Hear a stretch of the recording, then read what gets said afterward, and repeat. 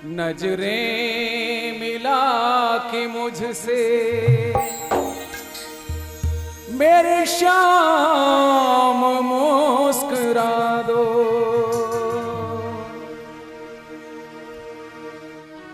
नजरें मिला के मुझसे मेरे शाम मुस्कुरा दो। नजरें मिला के मुझसे मेरे शाम मुस्कुरा दो। नजरें मिला के मुझसे मेरे शाम मुस्कुरा दो। नजरें मिला के मुझसे मेरे शाम मुस्कुरा दो। गलती अगर हुई तो, गलती अगर हुई तो दिल से उसे भुला दो। नजरें मिला के मुझसे मेरे शाम मुस्कुरा दो। नजरें मिला के मुझसे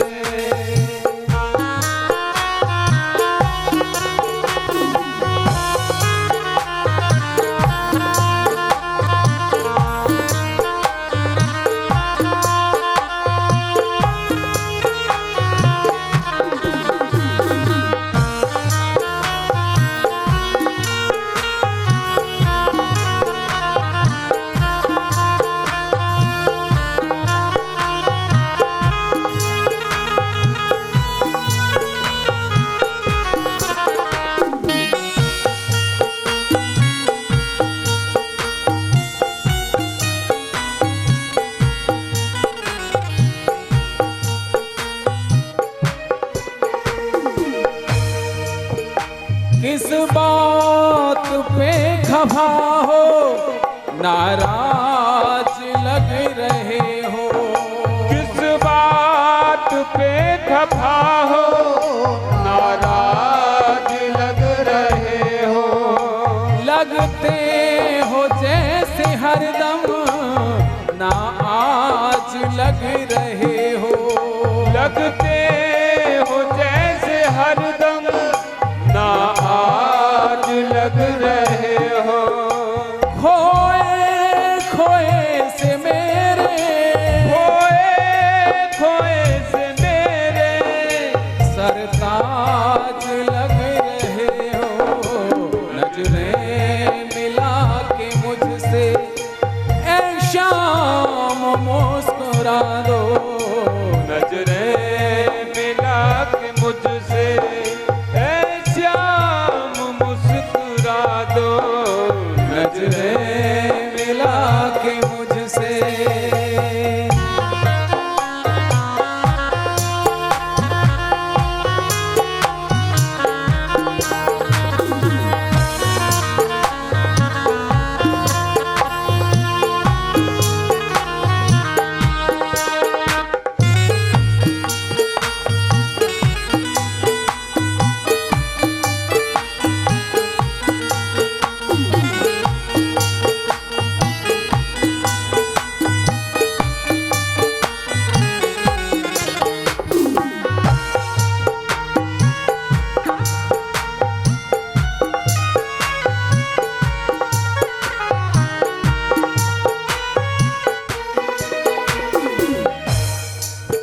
पुतला हूँ गलतियों का, इंसान हूँ कन्हैया। पुतला हूँ गलतियों का, इंसान हूँ कन्हैया। तुमसे छुपा नहीं हूँ, परेशान हूँ कन्हैया। तुमसे छुपा नहीं हूँ, परेशान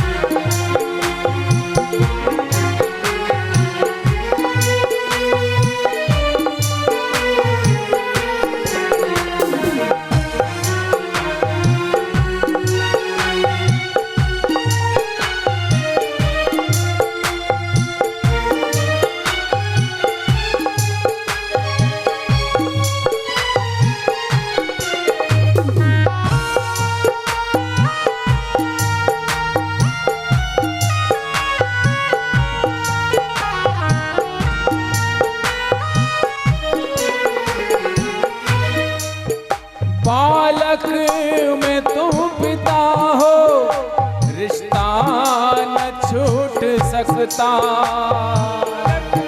में छूटता हो, रिश्ता टूट सकता। बातों में यूं ही दिल का बंधन न टूट सकता।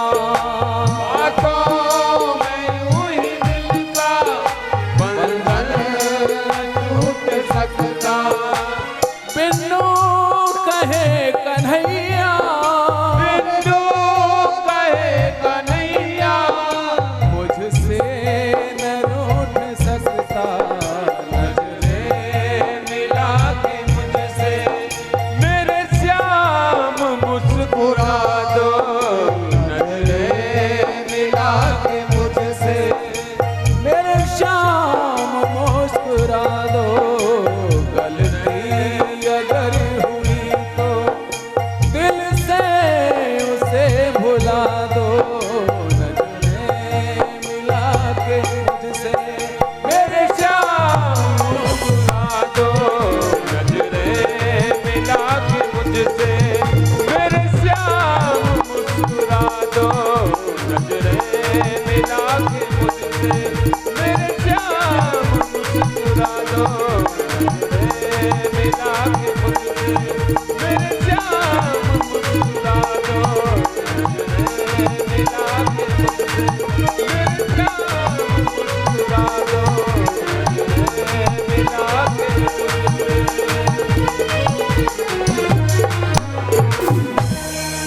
बोलिए बांके बिहारी लाल की जय, राधा रानी सरकार की जय।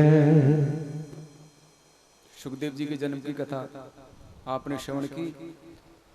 परीक्षित के जन्म की कथा आप संक्षेप में श्रवण करें। सज्जनों और देवियों, जब महाभारत का युद्ध समाप्त होने के कगार पर था, भीम ने दुर्योधन की जंघा को तोड़ दिया था और दुर्योधन युद्ध भूमि में पड़ा हुआ था।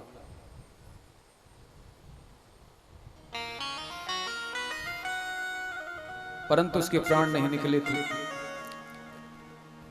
एक बार की बात, उसने रात्रि में अश्वत्थामा को बुलाया और अश्वत्थामा से कहा कि अरे मित्र अश्वत्थामा, यदि तुम मेरे सच्चे मित्र हो तो मैं आज तुमसे मित्रता के नाम पर कुछ चाहता हूं।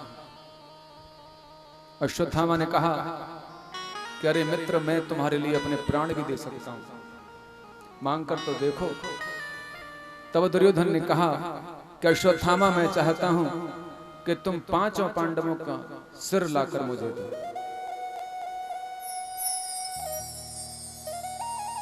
पांचों पांडवों का वध करके उनका सिर मुझे दो। अश्वत्थामा ने कहा ठीक है, मैं आपकी इच्छा अवश्य पूरी करूंगा। अश्वत्थामा भी प्रतिशोध की अग्नि में जल रहा था। गुरुवर द्रोणाचार्य का पुत्र अश्वत्थामा, द्रोणाचार्य को द्रौपदी के भाई ने मारा था। गुरु की हत्या द्रौपदी के भाई ने की थी, धृष्टद्युम्न ने। तब से अश्वत्थामा द्रौपदी के भाई से बदला लेना चाहता था और पांडवों से तो शत्रुता निभाता ही था। एक बार रात्रि में अश्वत्थामा ने क्या किया,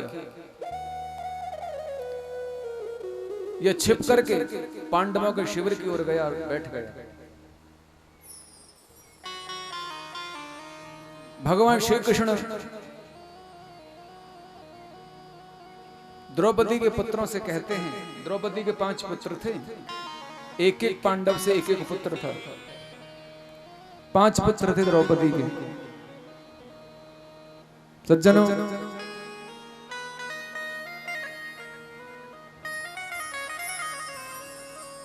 युधिष्ठिर से जो पुत्र थे उनका नाम प्रतिबिंधय था, भीम से श्रुतसेन, अर्जुन से श्रुतकीर्ति, नकुल से शतानीक और सहदेव से श्रुतकर्मा।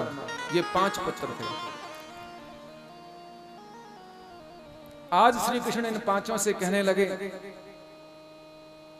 कि आप लोग हमारे शिविर में सोना। रात्र होने वाली थी, परंतु पुत्रों ने भगवान की बात नहीं मानी। पांडवों के शिविर में पांचों पुत्र सोने चले गए। देखिए विधि का विधान ऐसा था।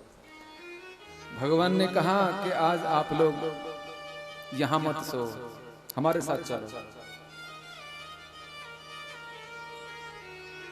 अंतर्यामी श्री कृष्ण तो सब जानते हैं। पांचों पांडवों ने जिद की और कहा आप तो वृद्ध लोग हो चुके हो, आपको निद्रा कहां आती है, रात भर राजनीति की बात करोगे। अब हमें कोई चिंता नहीं है, युद्ध हमारे पक्ष में है, अब हम आराम से शयन करेंगे। उन्हें क्या पता था कि आज की रात हमारी अंतिम रात होगी। पांचों बालक पांडवों के शिविर में आके सो गए। वहीं पर इनके मामा धृष्टद्युम्न भी सो रहे थे। उसी समय अश्वत्थामा आया और इसने पांडवों के धोखे में आकर उसने समझा पांडव होंगे, तलवार से धृष्टद्युम्न का सिर काट दिया और साथ में द्रौपदी के पांचों पुत्रों की भी हत्या कर डाली। द्रौपदी के पांचों पुत्रों को वध कर दिया और पांचों पुत्रों के सिरों को एक वस्त्र में बांधकर रात्रि में ही दुर्योधन के पास ले गए।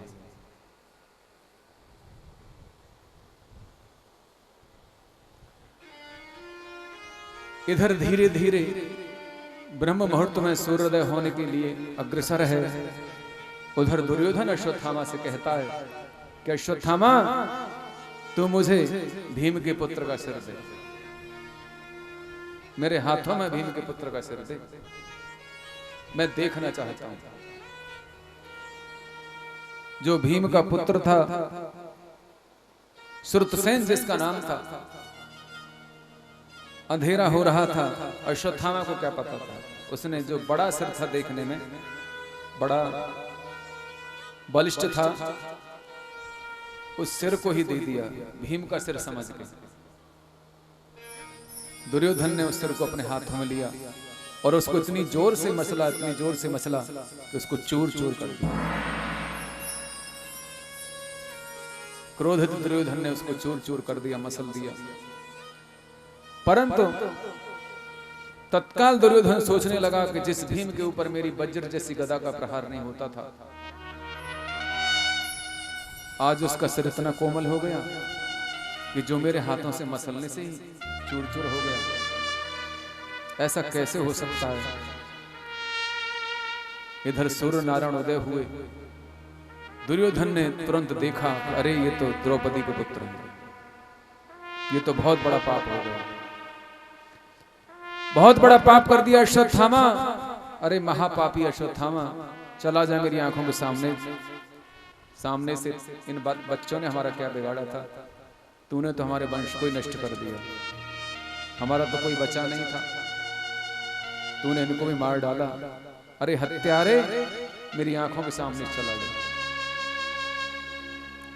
अश्वत्थामा बहुत दुखी हुआ। ग्लानि से वशीभूत होकर के अश्वत्थामा मन ही मन बहुत ही दुखी हुआ। इधर सज्जनों, प्रातःकाल हुआ, द्रौपदी महारानी आई अपने पुत्रों से जगाने के लिए, मिलने के लिए। माता आती है पुत्रों के पास, और जब माता देखती है कि उसके पुत्र तो सिर विहीन पड़े हैं, खून की नदियां बह रही हैं, माता मूर्छित होकर वहीं गिर पड़ी। भाई भी मारा गया, पांचों पुत्र भी मारे गए। द्रौपदी ने इतनी जोर से विलाप किया, इतना करुण क्रंदन उन्होंने किया जो आज तक नहीं किया था। पुत्र वियोग से और बड़ा दुख क्या हो सकता है मां के लिए? मां ने इतनी जोर से करुण क्रंदन किया, धरती हिल गई, आकाश कांपने लगा, हाहाकार मच गया। एक मां का रोदन सुनकर स्वयं भगवान वहां आ गए, अर्जुन भी साथ में आए। रोते हुए द्रौपदी को देखकर अर्जुन ने मन ही मन प्रतिज्ञा की कि द्रौपदी, जिसने भी हमारे पुत्रों की हत्या की है, जब तक मैं उसको पकड़कर तुम्हारी शरण में नहीं डाल दूंगा, तब तक जल ग्रहण नहीं करूंगा। श्री कृष्ण ने बता दिया कि अर्जुन, द्रौपदी के 5 पुत्रों की हत्या अश्वत्थामा ने की। अश्वत्थामा ने मारा है। सूत जी महाराज कहते हैं, हे सोनकाद ऋषियों, अर्जुन ने तुरंत रथ तैयार किया। गोविंद ने सारथी बनकर के रथ को दौड़ा दिया और दौड़ते दौड़ते रथ को लेकर के पहुंचे। व्यास जी के आश्रम में छिपा हुआ था ये अश्वत्थामा, भद्र का आश्रम में। अश्वत्थामा को देखते ही अर्जुन ने युद्ध प्रारंभ कर दिया। अश्वत्थामा महान बलवान था, बड़ा भयंकर संग्राम हुआ। अश्वत्थामा ने ब्रह्मास्त्र का संधान किया, इधर अर्जुन ने भी ब्रह्मास्त्र का संधान किया। ब्रह्मास्त्र जो है ये परमाणु बम की तरह होता है, जो विनाश का ही द्योतक है। भगवान ने अर्जुन से कहा, अर्जुन, अश्वत्थामा ब्रह्मास्त्र को शांत करना नहीं जानते, इसलिए तुम्हें ही इसको शांत करना होगा।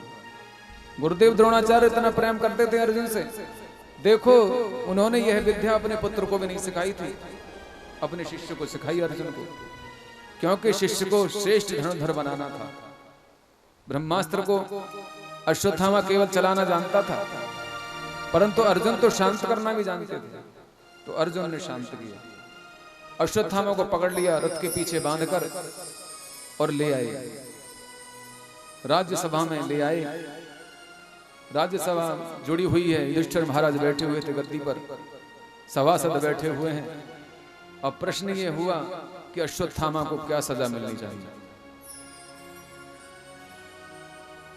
अश्वत्थामा ब्राह्मण है, गुरुपुत्र हैं, इनको क्या दंड मिलना चाहिए? इन्होंने 5 बालकों की हत्या की है। सज्जन और देवियों,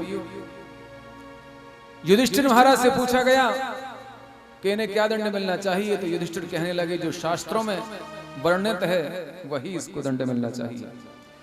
देखिए, दया की मूर्ति द्रौपदी, जिसके 5 पुत्र जो है मार दिए अश्वत्थामा ने, उनके ऊपर भी दया दिखाती हैं और कहती हैं कि इनको छोड़ दो, इन्हें मत मारो, ये हमारे गुरु पुत्र हैं। मेरे पुत्र तो मर ही गए, वो कौन से जीवित होने वाले हैं। जिस प्रकार आज मैं अपने पुत्रों के वियोग में रो रही हूं, इनकी माता भी ऐसे ही रो रही है। वो हमारी गुरु माता हैं, माता कृपी बहुत रो रही होंगी, वे हमारी गुरु माता हैं, इसलिए इन्हें छोड़ दो, ये गुरु पुत्र हैं और ब्राह्मण हैं। देखिए, दया की मूर्ति साक्षात द्रौपदी, शत्रु सामने खड़ा है फिर भी कहती है इन्हें छोड़ दो। ऐसा कोई कर सकता है भला? 5 बालकों को मार दिया, हत्यारा सामने है, फिर भी कहती है उसे छोड़ दो। सज्जनों, द्रौपदी कोई साधारण नारी नहीं थी, साक्षात जगदम्बा जगत जननी भगवती का अवतार थी, चंडी का अवतार थी, कालिका का। ये पूर्व जन्म में सीता जी बनी थी। ये सीता जो थी, छाया रूपी सीता, जिसको रावण चुरा के ले गया था, नकली सीता, ये वही नकली सीता ही द्रौपदी बन के आई थी। रामायण में ऐसी कथा आती है, पुरानी रामायण में। तो सज्जनों, द्रौपदी ने कहा इनको छोड़ दो, परंतु दंड देना तो राजा का धर्म होता है। युधिष्ठिर महाराज ने कहा, जो शास्त्रों में लिखित है उसी यही दंड इसको मिलना चाहिए। अर्जुन से पूछा गया, भीम से पूछा गया, भीम कहने लगे, तुम लोग तो कायर हो, इसे मेरे हवाले कर दो, अभी इसका मैं फैसला कर दूंगा 1 मिनट में। नकुल सहदेव ने दोगलेपन की बात की कि मार भी दो और छोड़ भी दो। अर्जुन से पूछा गया, अर्जुन जानते थे गीता में भगवान ने कहा है ब्राह्मण का वध नहीं करना चाहिए, परंतु आताताई को छोड़ना भी नहीं चाहिए। आताताई कौन होता है? बुरी नीयत से हाथ में शस्त्र धारण करने वाला, माने मारने के उद्देश्य से, और जहर देने वाला, आग लगाने वाला, पराई स्त्री को छीनने वाला और दूसरे की संपत्ति को छीनने वाला आताताई होता है। इसको दंड अवश्य मिलना चाहिए। जैसे ही युधिष्ठिर महाराज ने ये बात कही, तुरंत भीम ने अश्वत्थामा को पकड़ लिया और उसका सिर मुंडन करके काला मुंह करके धक्का देकर शिविर से बाहर निकाल दिया। शास्त्र कहता है ब्राह्मण का अपमान करना मारने से कहीं ज्यादा होता है। अश्वत्थामा सोचने लगा इससे तो मुझे मार देते तो ठीक था।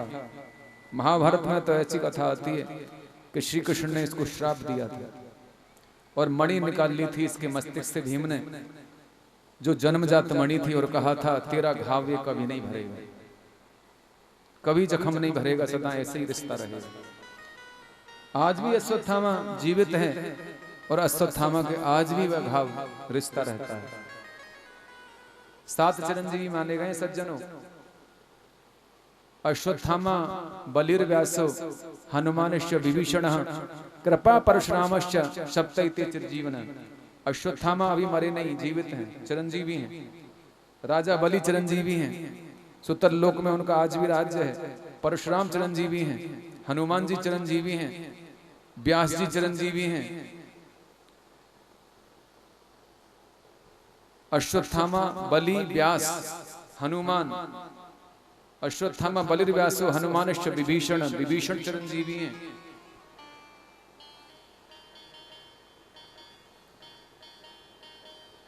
कृपाचार्य चिरंजीवी हैं।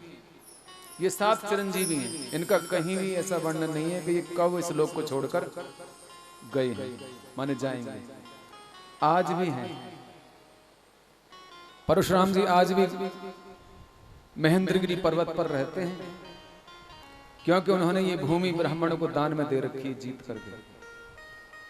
भुजबल भूमि भूप विन कीनी विपुल बार महदेवन दीनी। हनुमान जी गंधमादन पर रहते हैं आज भी, और विभीषण का आज भी लंका में राज्य है। ये वाली लंका नहीं, उनकी दूसरी लंका है जो समुद्र में है, त्रिकूट पर्वत पर। ये भगवान की माया है, इसे कोई जान नहीं सकता।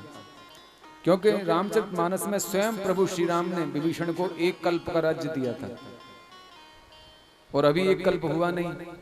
अभी तो इस कल्प का 7वां मनवंतर चल रहा है, और 7वें मनवंतर का ये 28वां कलयुग चल रहा है।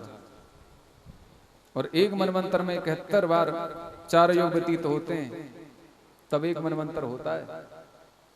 ऐसे ही जब 14 मनवंतर व्यतीत होते हैं तब एक कल्प होता है।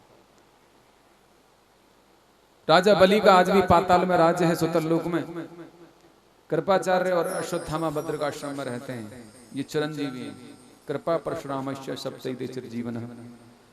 तो इस प्रकार सज्जनों अश्वत्थामा को वहां से छोड़ दिया, और अश्वत्थामा ग्लानि के वशीभूत हो गया। और इधर भगवान श्री कृष्ण जा रहे थे द्वारका को। कुंती राजमाता बन गई, द्रौपदी महारानी हुई, और पांडव युधिष्ठिर महाराज हस्तिनापुर की गद्दी पर बैठ गए। सब कुछ व्यवस्था करके भगवान गोविंद जा रहे थे। जैसे ही गोविंद जाने को तैयार हुए, बुआ जी सामने आ गए। कुंती उनकी बुआ थी, और आके स्तुति करने लगे। जबकि रोजाना गोविंद उनको प्रणाम करने जाते थे बुआ जी को, आज बुआ जी उल्टी गंगा बहा रही हैं, बुआ जी उल्टे आगे प्रणाम कर रही हैं। ऐसा क्यों हुआ? ऐसा इसलिए हुआ क्योंकि उन्होंने गोविंद के प्रभाव को देख लिया था। क्या देखा था ऐसा बुआ ने? बुआ ने देखा था कि अश्वत्थामा ने उत्तरा के गर्भ पर ब्रह्मास्त्र का संधान किया था। अश्वत्थामा सोचता है कि मैं बीजनाशी कर दूंगा पांडवों का। अब उत्तरा के गर्भ में जो बालक है परीक्षित, उसको ही मारने के लिए उसने ब्रह्मास्त्र का संधान कर दिया। इधर उत्तरा जो है दौड़ी दौड़ी गोविंद के पास गई। उत्तरा अपने किसी सगे संबंधी के पास नहीं गई, क्योंकि उत्तरा कोई साधारण नारी नहीं है। उत्तरा कौन थी? महाराज विराट की कन्या थी, कमल नैन विराट, जिनके यहाँ पांडवों ने 1 वर्ष तक अज्ञातवास किया था, छिप करके रहे थे। उनकी कन्या थी उत्तरा। और सबसे पहले महाभारत के युद्ध में इन्हीं के भाई ने वीर गति को प्राप्त किया था। पहले दिन उत्तर कुमारी मारा था महाभारत के युद्ध में। गोविंद भगवान की जय हो। तो ये साधारण नारी नहीं थी जिसके गर्भ में परीक्षित पल रहे हैं। सज्जनों, ये ना तो अर्जुन के पास गई, ना भीम के पास गई, ना नकुल सहदेव के पास गई। ना युधिष्ठिर महाराज के पास गई, किसी के पास नहीं गई। ये द्रौपदी की तरह इन्होंने नहीं किया। जैसे द्रौपदी का चीरहरण हुआ था, द्रौपदी पांडवों के सामने रोई थी, लगी थी, चिल्लाई थी। ये सीधी गोविंद के पास गई, क्योंकि ये जानती हैं, सारी घटना आंख से देख चुकी हैं कि सब कुछ गोविंद ने ठीक किया है। जब जब संकट पड़ा है, सब गोविंद ने ठीक किया है। ये सब तो काल का ग्रास बनने वाले हैं, आज नहीं तो कल काल का ग्रास हो जाएंगे। ये मेरी क्या रक्षा करेंगे? इन पे खुद अपनी रक्षा नहीं होती, इनकी रक्षा स्वयं गोविंद कर रहे हैं। तो क्यों ना मैं समय रहते हुए गोविंद की शरण ले लूं, क्यों समय बर्बाद करूं? सीधे भगवान से मांगो ना जो मांगना है। संसार के लोगों से मांगोगे तो हंसी होगी, अपयश होगा। आज दे देंगे, कल को तुम्हारी हंसी उड़ाएंगे। संसार के सामने रोओगे तो कल को तुम्हारी हंसी उड़ाएंगे। मांगना है तो उससे मांगो जो संपूर्ण विश्व जगत को दे रहा है। जो स्वयं भिखारी हैं, जो जिनसे मांग रहे हैं, उनसे आप स्वयं मंगता है। जो भगवान से मांग रहे हैं हम लोग, हम तो मंगता ही हुए ना। और हमसे कोई आगे मांगे, मंगता से मंगता मांगे आगे, उससे मांगो ना जो सबको दे रहा है सीधे। तो उत्तरा जाकर के सीधे भगवान से कहती है, हे प्रभु, ये लोहे के समान दहकता हुआ अंगारा मेरी तरफ को आ रहा है। मुझे ऐसा लगता है कि मेरे साथ साथ ये मेरे गर्भस्थ शिशु को भी मार करके भस्म कर देगा। उत्तरा ने कहा, उत्तरा कहने लगी, पाहे पाहे महायोगेन देव देव जगतपते नान्यं तद भयम पश्ये यत्र मृत्यु परस्परम अभिद्रवती मामीशम सरत्तापसो प्रभो कामम दहति माम नाथम मामे गर्भो निपात्यताम। ये लोहे के समान दहकता हुआ अंगारा मेरी तरफ को आ रहा है। मुझे ऐसा लगता है कि मेरे साथ साथ मेरे गर्भस्थ शिशु को भी जला के भस्म कर देगा, बालक को भी मार देगा मेरे साथ साथ। गोविंद ने कहा, ठीक है उत्तरा, तुम घबराओ मत, तुम मेरी शरण में हो, जीव मात्र की रक्षा करना मेरा धर्म है। एक बार जो शरण में आ जाता है और कहता है मैं आपका हूं, तो फिर मैं कभी उसका पतन नहीं होने देता, ये मेरा व्रत है। परंतु शरण में कोई आए तभी ना उसका हो करके दिखाए। आजकल लोग जाते तो हैं मंदिर में, तीर्थों में, भगवान के पास, गुरुओं के पास, लेकिन उतने ही समय के लिए, बस जितने समय वहां दिया है, और फिर आकर के फिर फंस जाते हैं। भगवान के सामने रोज स्तुति करते हैं, तेरा तुझको अर्पण क्या लागे मेरा, अब सौंप दिया इस जीवन का सब भार तुम्हारे हाथों में। तेरा तुझको अर्पण क्या लागे मेरा, बाकी सब कुछ अपना ही है। अंधे को आंख देते, कोढ़िन को काया, बांझन को पुत्र देते, निर्धन को माया। ये सब मांग रहे हैं। धन दौलत घर आवे, कष्ट मिटे तन का। कैसे कैसे भगवान से सौदा कर रहे हैं, लिस्ट लेके बैठे हैं। और कहाँ कह रहे हैं, विषय बेकार मिटाओ पाप हरो देवा। एक भक्त कह रहा है, एक भक्त कह रहा है, धन दौलत घर आवे, कष्ट मिटे तन का। माने सम्मुख तो हुए हैं, परंतु पूर्ण रूप से सम्मुख नहीं हुए। जब तक पूर्ण रूप से समर्पित भाव, आपका समर्पण भाव नहीं होगा, सरेंडर नहीं करोगे ना। जैसे पुलिस जब पकड़ लेती है बदमाश को, कहती है सरेंडर करो, तभी तो उसको पकड़ के ले जाते हैं। जब आदमी डूबता है जल में तो ऊपर को हाथ करके चिल्लाता है ना, बचाओ बचाओ बचाओ, तभी तो कोई बचाने आता है। ऐसे ही आप लोग भी भवसागर में डूब रहे हो, आपको भी ऐसे हाथ करके भगवान को पुकारना पड़ेगा, तब आएंगे। द्रौपदी की तरह और गज की तरह पुकारना पड़ेगा, ऊपर को हाथ करके। सज्जनों, पूर्ण रूप से समर्पित हो जाओ। किसी गांव में एक किसान आदमी रहता था, वो संतों से बहुत प्रेम करता था। एक दिन उसको कहीं जाते हुए संत मिल गए, तो वह उन्हें अपने घर को ले आया, घेर में ले आया। अपने घेर में जब लेके आया तो लंबा चौड़ा घेर था। घेर तो समझते होगे, नोहरा भी बोलते हैं उसको। वहां आया तो ट्रैक्टर खड़ा था, भैंस भी बंध रही थी, 4-5 बच्चे वहां खेल रहे थे। तो संत जी कहने लगे कि भैया ये ट्रैक्टर किसका है? कि महाराज जी आपका है। बोले अच्छा हमारा है। हाँ। ये भैंसें किसकी हैं? ये भी आपकी ही हैं। और जो बच्चे खेल रहे थे ये किसके हैं, ये भी आपके ही हैं, अच्छा हमारे हैं। तो उसी समय उनकी धर्मपत्नी दूध निकालने के लिए आई बाल्टी लेके, बोली ये किसकी है, ये तो मेरी है। गोविंद भगवान की जय हो। तो दिखावा लोग करते हैं बहुत ज्यादा, सच्चा प्रेम नहीं है, ऊपर से कुछ अंदर से कुछ है, छल और कपट लेकर के बैठे हैं तो भक्ति कहां से कर लेंगे। इसलिए भगवान चाहते हैं पूर्ण समर्पण भाव, जब तक पूर्ण रूप से सम्मुख नहीं होगे तब तक कृपा मिलना असंभव है, बस उनके हो जाओ और कुछ नहीं। गोविंद भगवान की। भगवान ने उत्तरा से कहा माता का भाव लाओ, माता का भाव माने मुझे पुत्र रूप में समझो, जिस रूप में आप भगवान को समझते हो वैसे ही तो भगवान बन जाते हैं। ठाकुर जी को पुत्र रूप में ही तो समझ रहे हो आप लोग, ठाकुर जी की जो सेवा कर रहे हो ये पुत्र ही तो हैं आपके। यशोदा माँ उन्हें पुत्र रूप में समझती थी, गोपियां अपने स्वामी रूप में समझती थी, ग्वालबाल सखा रूप में समझते थे, कंस उन्हें अपना शत्रु मानता था। जिस प्रकार जिसने जिस भाव से उनको माना उसी भाव से वो उनको मिले। ये यथामा प्रबद्धन्ते तान्ते स्थैर्य भजाम्य हम। भगवान ने गीता में कहा है कि जो मुझको जिस भाव से भजता है मैं उसे उसी रूप में प्राप्त होता हूं। भूत पूजा कर लो, प्रेत पूजा कर लो, उसी रूप में प्राप्त होंगे। सब में भगवान है, इसलिए सीधे उस परमात्मा की सेवा पूजा करो ना, उनसे बड़ा तो कोई नहीं। तो उत्तरा ने जैसे ही माता का भाव किया कि भगवान मेरे पुत्र समान हैं, तो भगवान गर्भ में प्रवेश कर गए। ये भगवान की अप्राकृत लीला थी। अप्राकृत माने प्रकृति से परे। और जाकर के उन्होंने जो बालक मर चुका था गर्भ में उसको जीवित कर दिया। भगवान ने कहा कि यदि मैंने सदा धर्म का साथ दिया और पांडवों ने धर्म का पालन किया है तो मेरा यह संकल्प है कि बालक जीवित हो जाए। धर्म में वो शक्ति होती है, यतो धर्म ततो कृष्ण, ततो कृष्ण यतो जय। जहां कृष्ण है वहां धर्म है, और जहां धर्म है वहां कृष्ण है, और जहां धर्म है वहां जय है। विजय निश्चय है, उसे कोई पराजित नहीं कर सकता।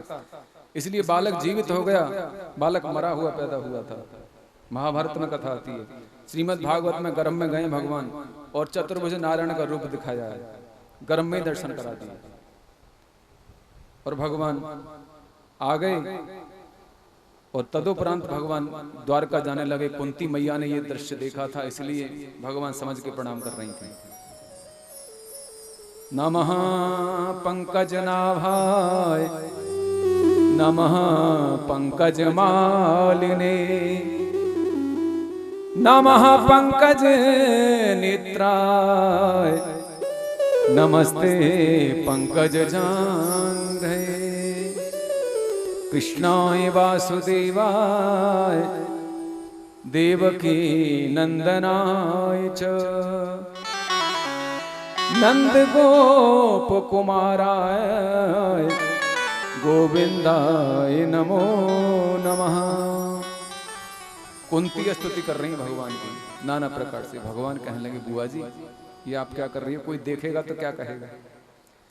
कहने लगी गोविंद आज मैंने जान लिया कि आप मेरे भतीजे नहीं हैं, आप तो जगत के स्वामी, मेरे भी स्वामी, जीव मात्र के स्वामी।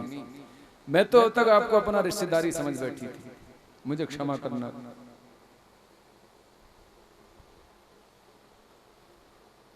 सज्जनों, भगवान ने कहा मां यदि तुमने मेरे रूप को जान ही लिया है तो वरदान मांगो। वरदान देने के लिए कहा। कुंती ने कहा विपुदः संतो न सस्व तत्र तत्र जगद गुरो भवतो दर्शनम यस्पाद पुनर्भव दर्शनम। कैसा वरदान मांगा, ऐसा वरदान मांगा, ऐसा वरदान मांगा जो आज तक किसी ने भी नहीं मांगा होगा भगवान से। क्या मांगा? विपत्ति, विपत्ति मांगी। विपद है संत न शस्त्र तत्र तत्र जगत गुरु। भगवान से मांगा तो क्या मांगा? पूरे जीवन तो कुंती माता ने कष्ट उठाया था। पिता के यहां से पिता ने गोद दे दिया था कुंती भोज को। इनका असली नाम कुंती नहीं था, इनका नाम था प्रथा। ये शूरसेन की कन्या थी, वसुदेव की बहन थी। सज्जनों, विवाह हुआ पांडु के साथ। पांडु को श्राप लग गया एक ऋषि का। किंदम ऋषि ने, जो मृग रूप में भोग कर रहे थे, तो भूल धोखे से पांडु ने बाण चला दिया, जिसमें ऋषि की हत्या हो गई। तो ऋषि ने श्राप दे दिया कि जिस दिन तू अपनी पत्नी के पास जाएगा उसी समय तेरी मृत्यु हो जाएगी। तो दूसरी पत्नी पांडु की माद्री थी, उनका स्पर्श पांडु ने किया, मना करने के बाद भी, तो उनकी मृत्यु हो गई। कितना दुख कुंती ने झेला। 5 पुत्र उनको मिले देवताओं के अंश से। समाज से कैसे कैसे उन्होंने अपमान सहन करे। दुर्योधन ने कितना अपमान किया, पांडवों पे कितना अत्याचार किया। सब कुछ जुए में हार गए। 13 वर्ष का वनवास ग्रहण किया। लाक्षागृह में पांडवों को जलाया दुर्योधन ने। भीम को भोजन में विष दिया गया। कदम कदम पे अनेक अनेक परेशानियां पांडवों को झेलनी पड़ी। कुंती उन सब में उनकी संगनी रही। भगवान कहते हैं, बुआ जी, अब जब राजमाता बनकर के सुख भोगने का समय आया तो आपने क्या वरदान मांगा कि विपत्तियां। कुंती कहने लगी, प्रभु ये विपत्ति नहीं है। ऐसे सुख का मैं लेकर क्या करूंगी जिसे पाकर के आप मुझे छोड़ के चले जाओ। मुझे राजमाता बनना स्वीकार नहीं है। जब तक हम पे दुख थे आप हमारे साथ थे, संकट थे आप हमारे साथ थे, और जैसे ही हम पे सुख आया आप छोड़ के चल दिए। हमें ऐसा सुख नहीं चाहिए। इसलिए मैं विपत्ति मांगती हूं जिससे आप मेरे पास ही रहो, सदा आपका सानिध्य होता रहे, नित्य आपका ध्यान होता रहे। और ऐसी विपत्ति जो कदम कदम पे आए। एक तो कभी कभी आती है जीवन में, हमेशा विपत्तियों में ही जीवन जिए। ऐसी विपत्ति मांगी, सदा जीवन में विपत्ति रहे, कभी भी सुख ही ना मिले। माने सांसारिक सुख नहीं मांग रही है वो जानती हैं सांसारिक सुख है नाशवान है। इस शरीर को जो सुख है वो नाशवान है। इसलिए सच्चा सुख तो परमात्मा का स्वरूप है, जो आनंद है, उसमें तो सुख दुख कुछ होता ही नहीं। इसलिए गोविंद को मांग रही है विपत्ति के रूप में। क्योंकि स्वयं हनुमान जी ने श्री राम से कहा है, जब माता सीता जी का पता लगा कर गए थे, तब श्री राम ने पूछा था कि सीता जी किस प्रकार रहती हैं लंका में, हनुमान जी बताओ। तो हनुमान जी ने कहा था, नाम पाहरो दिवस निस और ध्यान तुम्हारे कपाट।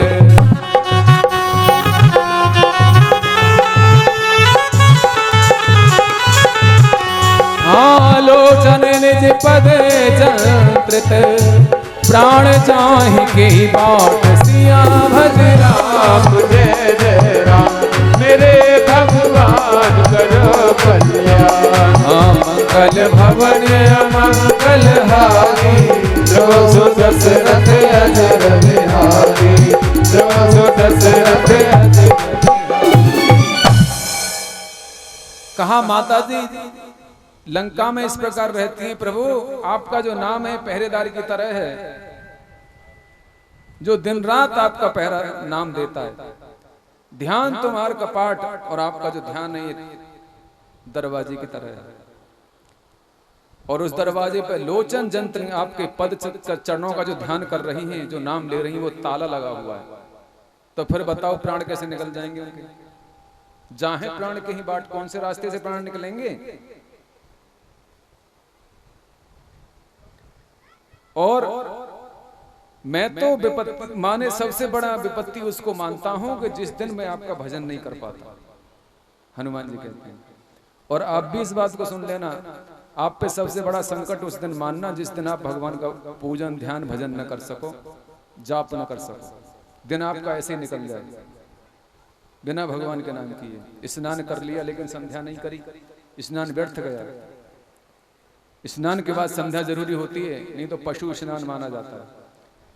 सज्जनों, तो स्नान करने के बाद भगवान की संध्या करो, ध्यान करो, भजन करो, पूजन करो, सेवा करो। जिस दिन आपका ये काम हुआ उसी दिन आपका लगाया जाएगा, नहीं तो वह दिन आपका बेकार गया, गिनती में नहीं है। वही दिन श्रेष्ठ है जिस दिन इन हाथों से अच्छा कर्म करा है। सुबह को जागो तो भगवान से ही प्रार्थना करो, कहे प्रभु दिन में भले ही मुझसे कोई अच्छा कर्म ना हो, परंतु बुरे कर्म से भी मुझे बचाना। यही अच्छा कर्म है, बुरे से बचे रहें। सत्संग जीवन में भले ही ना मिले, परंतु कभी कुसंग में भी जाने मत देना, यही सत्संग है। अच्छा भले ही जीवन में न कर पाऊं किसी के साथ, परंतु बुरा भी मत करवाना। ये प्रार्थना करो सुबह को, रात को जब सो तो भगवान का धन्यवाद दो, आज आपका दिन कितना अच्छा बीता है, अच्छा काम किया आपने, भगवान को धन्यवाद दे करके फिर सो जाओ। ऐसे जिंदगी चली जाएगी, पता ही नहीं चलेगा, आनंद में जीवन जियोगे। गोविंद भगवान की जय हो। और कहा, हनुमान जी कहते हैं, सुन कहे हनुमंत विपत प्रभु सोई, जब तब सुमरन भजन न होई। मैं तो विपत्ति उसी को सब मानता हूं जिस दिन मैं आपका सुमरन नहीं कर पाता। हनुमान जी कह रहे हैं, जिस दिन मैं आपका स्मरण नहीं कर पाया, समझो मेरे ऊपर बहुत बड़ी विपत्ति है वो।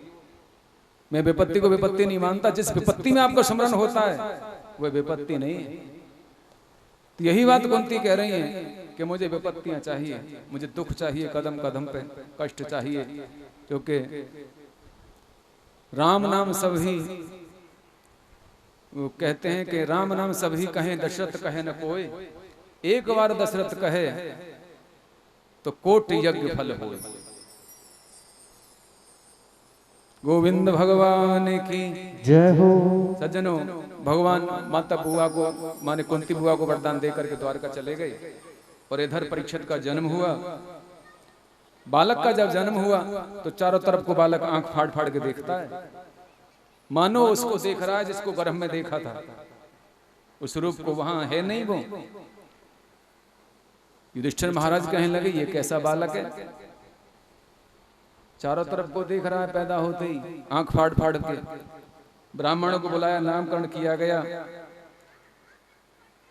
ब्राह्मणों ने कहा, ततः सर्वगुणाधर के सानुकूले गृहोदय, जज्ञे वंशधर पांडुर में भूर्य है पांडुरी भोजसा। अनुकूल ग्रहों के उदय होने पर समस्त सद्गुणों को विकसित करने वाले शुभ समय में पांडु के वंशधर परीक्षित का जन्म हुआ। ब्राह्मणों ने कहा, इसके सभी ग्रह शुभ हैं, किंतु इसके मृत्यु स्थान में कुछ गड़बड़ी है। कुंडली बना करके बता दिया। पहले विद्वान ब्राह्मण होते थे, आज भी हैं। कुंडली बना के कह दिया कि इसकी मृत्यु सर्पदंश से होगी, पहले बता दिया। सांप के काटने से यह बालक मरेगा और इस जीवात्मा का यह अंतिम जन्म होगा। ब्राह्मणों ने कहा, ज्योतिषियों ने, कि 90 स्थान में स्वग्रह उच्च क्षेत्र का बृहस्पति जिसका होता है वह जातक धर्मात्मा बनता है। ये धर्मात्मा होगा, तुम्हारा नाम उजागर करेगा। युधिष्ठिर महाराज बड़े प्रसन्न हुए, परंतु जब कहा कि इसकी मृत्यु सर्पदंश से होगी तो उन्हें दुख होगा। हमारे कुल में तो आज तक कोई ऐसा मरा नहीं जो सांप के काटने से मरा हो। शास्त्र में कहा गया है कि सांप से काटे हुए व्यक्ति की सदगति नहीं होती, वह अधोगति को जाता है। आग में जलने वाला, पानी में डूबने वाला, दीवार तले दब करके मरने वाला, बिजली से पकड़ के मरने वाला और आत्महत्या करने वाला, इनकी कभी सदगति नहीं होती, ऐसा शास्त्रों में कहा जाता है।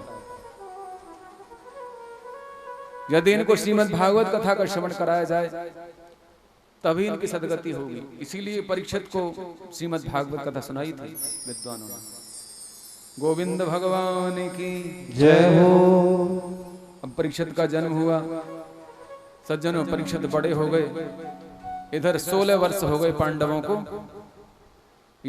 धृतराष्ट्र जो है पांडवों के पास रह रहे हैं 16 साल से, नहीं 18 साल तक हस्तिनापुर में धृतराष्ट्र रहे। एक दिन विदुर जी ने आकर के धिक्कारा धृतराष्ट्र को। विदुर जी भाई है ना, कि तुम भीम के टुकड़ों में पल रहे हो, कुत्तों को जैसा जीवन जी रहे हो, तुम्हें लज्जा नहीं आती? तुम्हारे पुत्रों ने इनका सर्व कुछ छीन करके इन्हें कितना कष्ट दिया था, उनके टुकड़े खा रहे हो, तुम्हें शर्म नहीं आती? धृतराष्ट्र से कहा अब भी तुम्हारी आंखें भगवान ने नहीं दी, लेकिन ज्ञान की आंखें तो तुम्हारे अंदर हैं। अब भी समय है, भगवान को प्राप्त कर लो, मेरे साथ वन में चलो। विदुर जी धर्मात्मा थे, जो साक्षात धर्म के ही अवतार थे।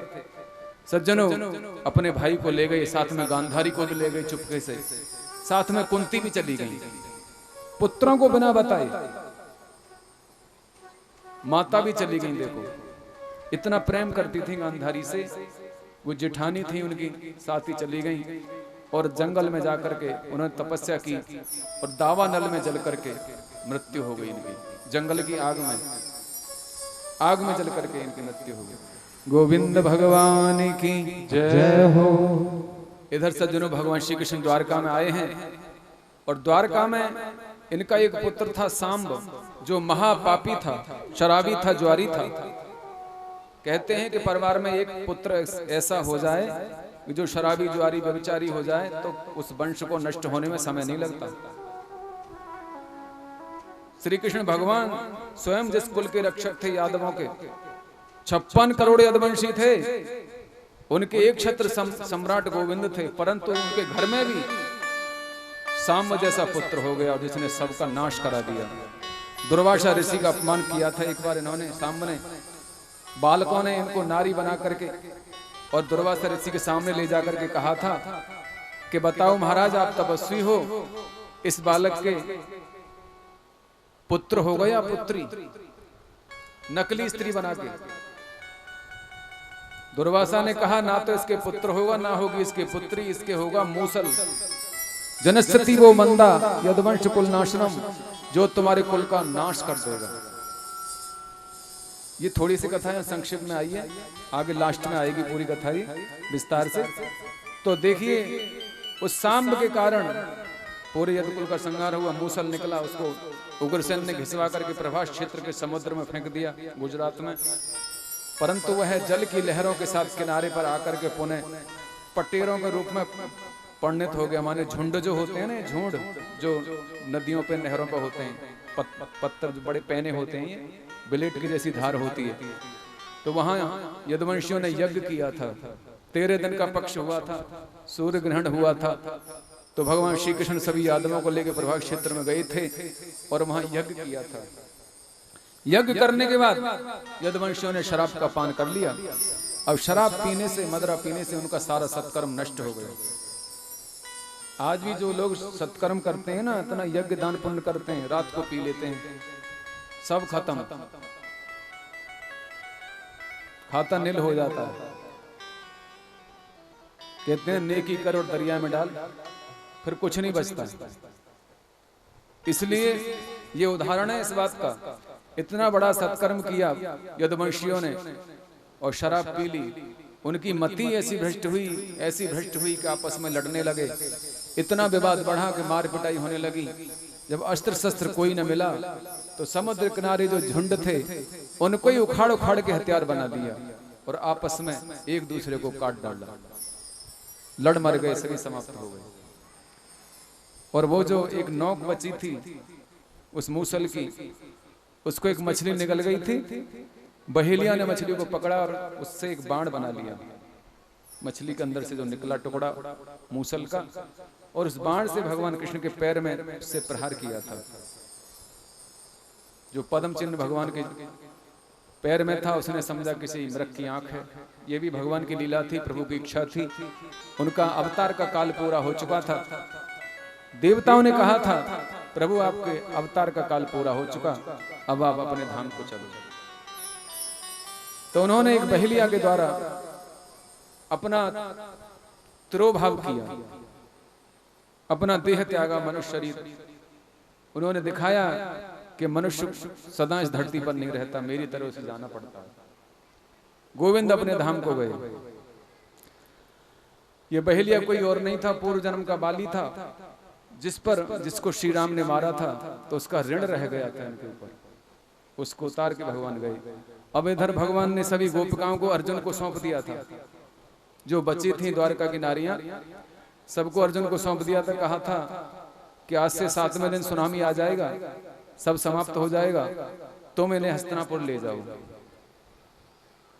अर्जुन को अभिमान था अपने शक्ति का कि मैंने महाभारत जैसा युद्ध जीता है। भगवान ने उसको भी छीन छीन कर दिया। रास्ते में भीलों ने गोपिकाओं को लूट लिया।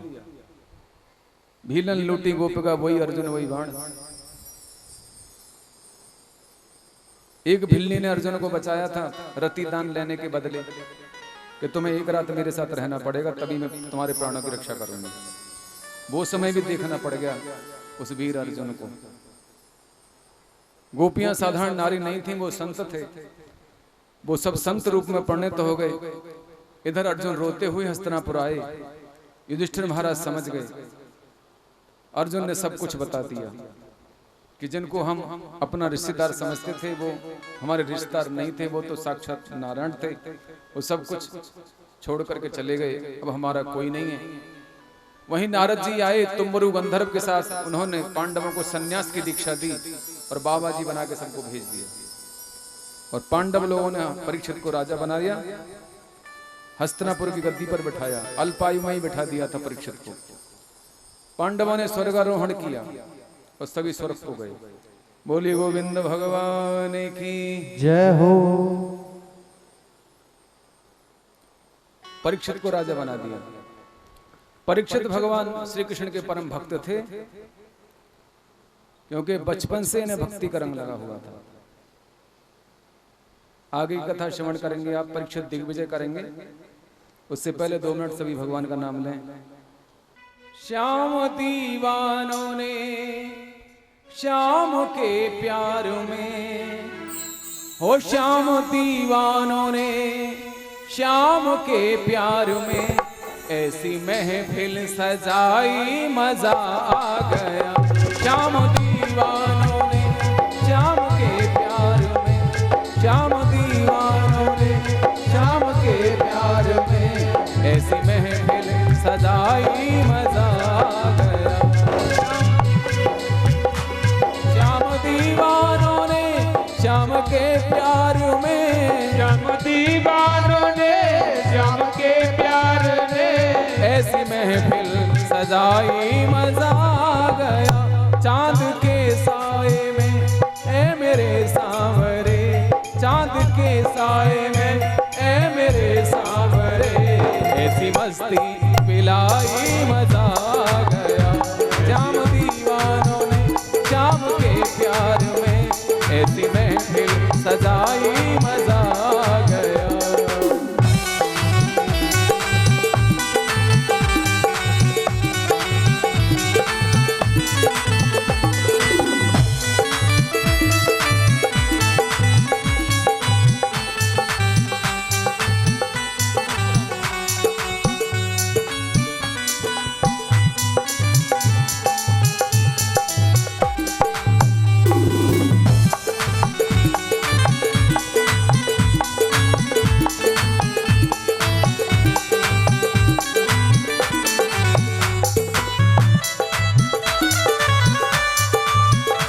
हर एक भक्तियों आज मदहोश है, तो आज मदहोश है।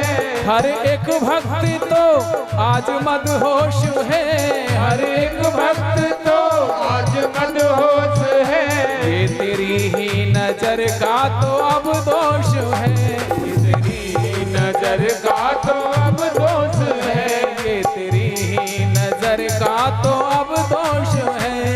तेरी ही नजर का तो अब दोष है। तेरे भजनों में हम ऐसे खो से गए, तेरे भजनों में हम ऐसे खो से गए। तूने नजरें मिलाई मजा आ गया। श्याम दीवानों ने श्याम के प्यार में, श्याम दीवानों ने श्याम के प्यार में ऐसी महफिल सजाई मजा आ गया। ऐसी महफिल सजाई आ गया। जय हो, ताली बजाते हैं सभी।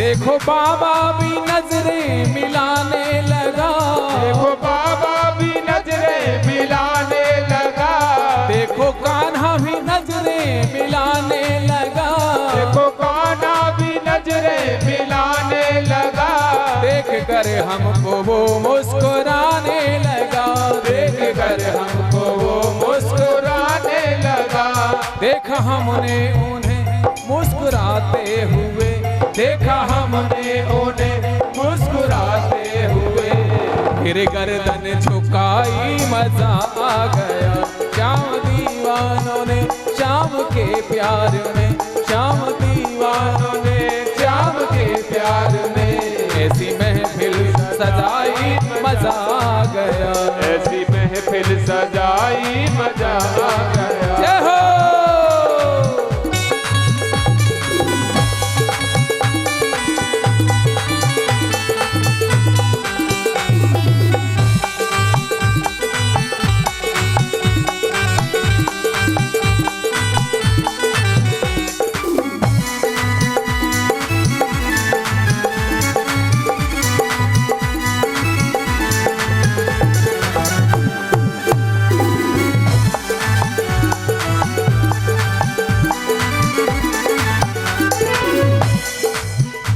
आज वृंदावन आना सफल हो गया, आज वृंदावन आना सफल हो गया, आज वृंदावन आना सफल हो गया, आज वृंदावन आना सफल हो गया, हम दीवानों को अब श्याम मिल ही गया, हाँ दीवानों को अब श्याम मिल ही गया, उसने हाथों से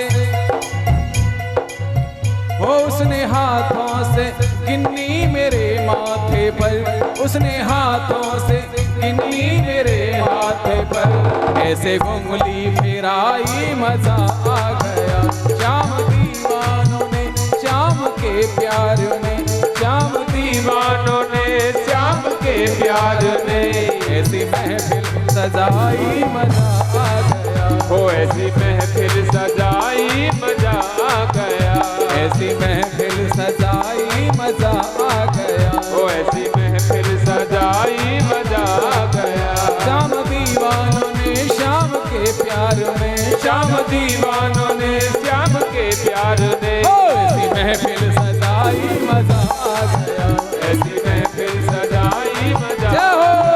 ऐसी महफिल सजाई मजा आ गया, ऐसी महफिल सजाई मजा आ गया, ऐसी महफिल सजाई मजा आ गया, ऐसी महफिल सजाई मजा आ गया, ऐसी महफिल सजाई मजा आ गया, ऐसी महफिल सजाई मजा आ गया, ऐसी महफिल सजाई मजा आ गया। बोल बाके बिहारी लाल की जय हो, राधे रानी सरकार की जय हो।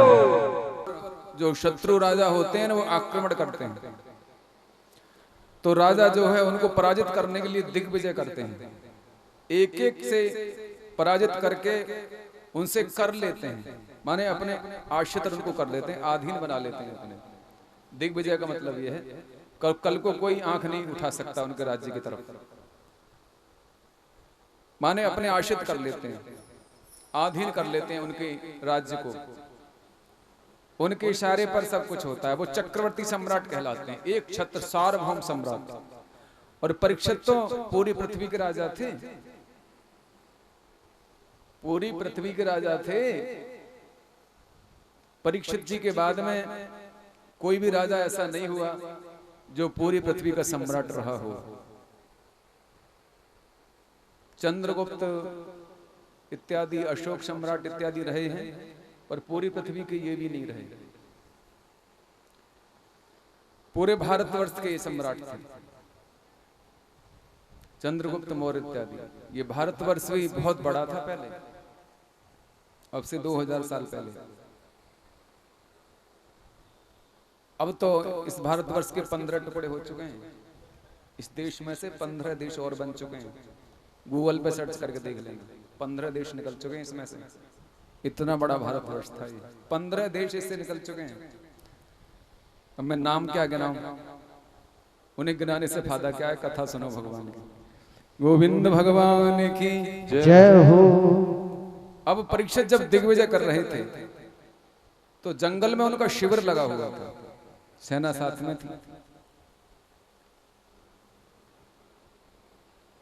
वन में जब हाथ में धनुष बाण लेकर के राजा निकले तो उन्होंने एक दृश्य देखा।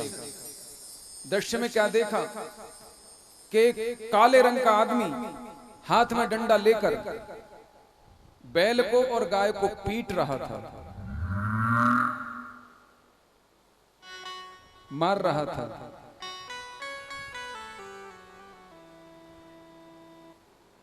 सज्जनों,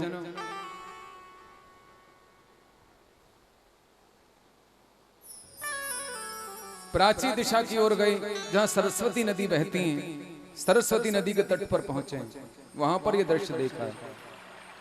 तयोरेवं बाध्यतो पृथ्वी धर्मयोस्तदा परिच्छिन्नाम राजर्षि प्राते प्राचीन सरस्वती। सरस्वती नदी के किनारे प्राची दिशा में उत्तर दिशा में हिमालय की तरफ वहीं पर शिविर लगा हुआ था। और शिविर से थोड़ी ही दूरी पर ये काले रंग का आदमी हाथ में डंडा लेकर बैल को और पृथ्वी को पीट रहा था। गाय रो रही थी, आंखों से आंसू बह रहे थे। बैल के 4 पैर होने चाहिए, परंतु बैल के एक ही पैर था। एक पैर पे कोई कैसे खड़ा हो सकता है, एक टांग पर कैसे खड़ा हो जाएगा। पृथ्वी देवी जो साक्षात जो पृथ्वी है, गाय के रूप में आई है, और धर्म जो है बैल के रूप में है, और उन पर जो अत्याचार कर रहा है वह कोई और नहीं, वो कलयुग था। कलयुग था जो उन पर अत्याचार कर रहा है, दोनों हाथों से पीट रहा था गाय और बैल को। आज भी हमारे समाज में ऐसा है, जब खेत में जब आ जाते हैं ना गाय और बैल, तो आप लोग भी दोनों हाथों से पीटते हो ना, फिर देखते नहीं हो। आप भी कौन से कलयुग से कम हो।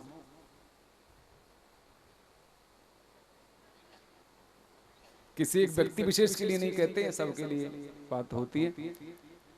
बोले आज के समय में ऐसा लोग कर रहे हैं, गायों पर अत्याचार कर रहे हैं, ऐसे ऐसे कटीले तार बांध देते हैं, बेचारी गायों के बैलों के पेट कट जाते हैं। और अब तो झटका वाले वो मशीन लगा रखी है, झटका मारते रहो, मर भी जाते हैं उससे। यूपी में तो बाबा जी का डंडा घूमता है, उन्होंने झटका वाली मशीन बंद कर दी है। योगी जी का कोई लगा के घूमेगा तो पकड़ा जाएगा, उसके खिलाफ केस होगा। अब कहीं महाराज खुली छोड़ रखी है तो नुकसान होता है, किसान का दर्द होता है, करें का। बोले इनकी भी कौन सी खेती होती है। बोले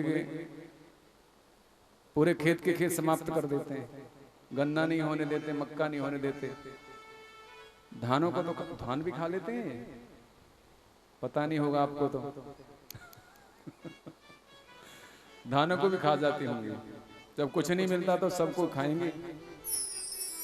देखो, जीवों पर दया करना जीव मात्र का धर्म है, इतना भी नहीं करना चाहिए जो इन्हें कष्ट हो। गौशालाएं बनाई गई हैं, गौशाला में घोटाले हो रहे हैं, कागजों में चारा आ रहा है, सब कुछ खा पी करके मस्त हैं। दुर्दशा हो गई है गौशाला में गायों की, बेचारी भूखी प्यासी मर रही है। जिस प्रकार जो गाय के हिस्से के धन को खा रहा है ना, उसका कभी उद्धार नहीं होगा, उसकी बहुत बड़ी दुर्गति होगी। और जो गायों पर अत्याचार कर रहा है उसको भी दंड मिलेगा। चाहे कोई कहे कि हमारे खेतों को खा जाती हैं,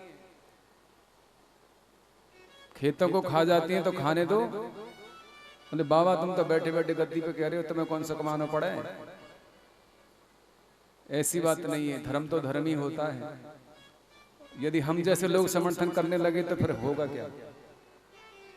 हम तो धर्म की बात ही कहेंगे, किसी को अच्छी लगो चाहे बुरी, गौ पे कभी अत्याचार नहीं करना चाहिए। हाँ, अपनी सुरक्षा करो, रक्षा करनी चाहिए, अपने खेतों की रक्षा करो, वहां जाकर के रखवाली करो, वो आएंगे ही क्यों? खुला छोड़ोगे तो आएंगे, फिर कहां जाएंगे? रखाओ खेतों को। सज्जनों, अत्याचार किया हुआ कलयुग ने, आंखों से आंसू बह रहे थे। धर्म रूपी बैल कहता है, देवी तुम मुझे देख करके दुखी नहीं हो, माने तुम अपने दुख से दुखी नहीं हो, तुम मुझे देखकर दुखी हो। मेरे एक पैर पे खड़ा हूं मैं, इसलिए मुझे देखकर रो रही हो। अधर्म का बोलबाला जब बढ़ जाता है तब धर्म एक पैर पर खड़ा हो जाता है। 4 चरण हैं धर्म के, कल में है एक प्रधान। धर्म के 4 चरण होते हैं। जब जब भगवान का अवतार होता है तो वो धर्म के 4 चरणों की स्थापना कर देते हैं, और जैसे ही अवतार का समय पूरा होता है, गोविंद चले जाते हैं, तो फिर से अधर्म शुरू हो जाता है, फिर धर्म की गिलानी होने लगती है। सत्ययुग में सत्य चला गया, त्रेता में तप चला गया, द्वापर में दया चली गई, कलयुग में एक चरण रह गया धर्म का, वो है दान। सत्य, तप, दया और दान 4 चरण हैं धर्म के। कलयुग में दान रह गया है बस। यदि कोई व्यक्ति दान करता है, चाहे वो किसी भी रूप में करे, केवल पैसे से ही दान का मतलब नहीं है, माने सेवा करे, परोपकार करे, दीन दुखी दरिद्रों की सेवा करे, कन्या की सेवा करे, गौओं की सेवा करे, ये सब दान की श्रेणी में आते हैं। धन की यदि आपको शुद्ध करना है धन को, तो धन की प्रथम गति है दान। धन भगवान ने दिया है तो पहली गति है दान। यदि दान नहीं करोगे तो वह धन अपना ही नाश कर देगा। 5 शुद्धियों में द्रव्य शुद्धि होती है, ना जाने कहां कहां से धन आ जाता है। क्या पता कोई पैसा ऐसा आ जाए जो सबको खत्म कर दे। इसलिए उसकी शुद्धि के लिए दशांश करना चाहिए। आमदनी का दशांश, ग्रस्त पालन करने के बाद जो बचता है उसका दशांश। जैसे 10,000 रुपए बचते हैं तो उनमें से 1,000 रुपए दान करने पड़ेंगे, अवश्य करने पड़ेंगे, नहीं तो उसका कई गुना लग करके फिर एक साथ जाएगा। आपने देखा नहीं, सरदारों में दस्तबंद करते हैं, गुरुद्वारों में, और भी अनेक धर्म के लोग हैं, कितना दान पुण्य करते हैं। हमारे हिंदुओं में ये रुचि नहीं है। धन की पहली गति है दान, दूसरी है भोग, विवेक पूर्वक भोगना, और तीसरी है नाश। पैसा नाश भी कर देता है। पैसा जेब में रखना चाहिए, दिमाग में नहीं। जब दिलो दिमाग में पैसा छा जाता है ना, तो फिर आदमी का पतन होने में देर नहीं लगती। उसकी जगह जेब में है तो जेब में रखो बस। दिल दिमाग पे हावी मत होने दो उसे, बुद्धि भ्रष्ट होने में देर नहीं लगती। इसलिए दान अवश्य करना चाहिए। दान पे हम ज्यादा जोर नहीं देते, हम ज्यादा जोर भजन पे देते हैं।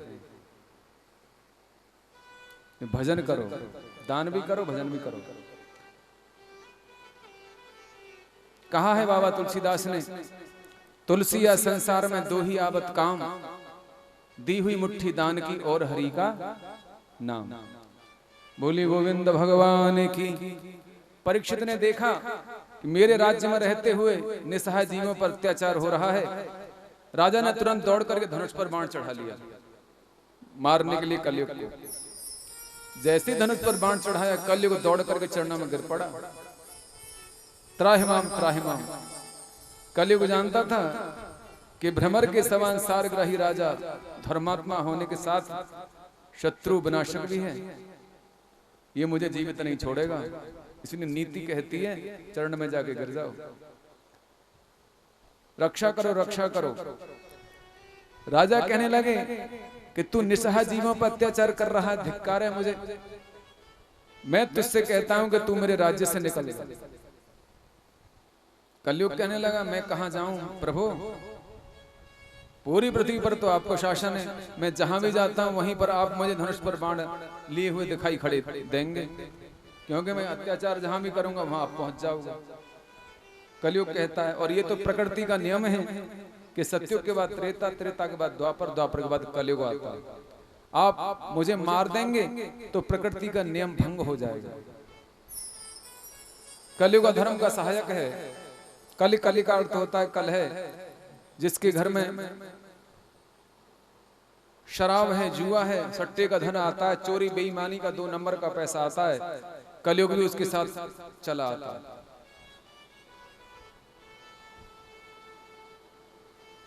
जिस घर में नारियां मारी पीटी जाती हैं, माता पिता भाई बंधु का सम्मान नहीं होता, गुरु ब्राह्मणों का अतिथियों का सम्मान नहीं होता, वहां कलयुग का वास होता है।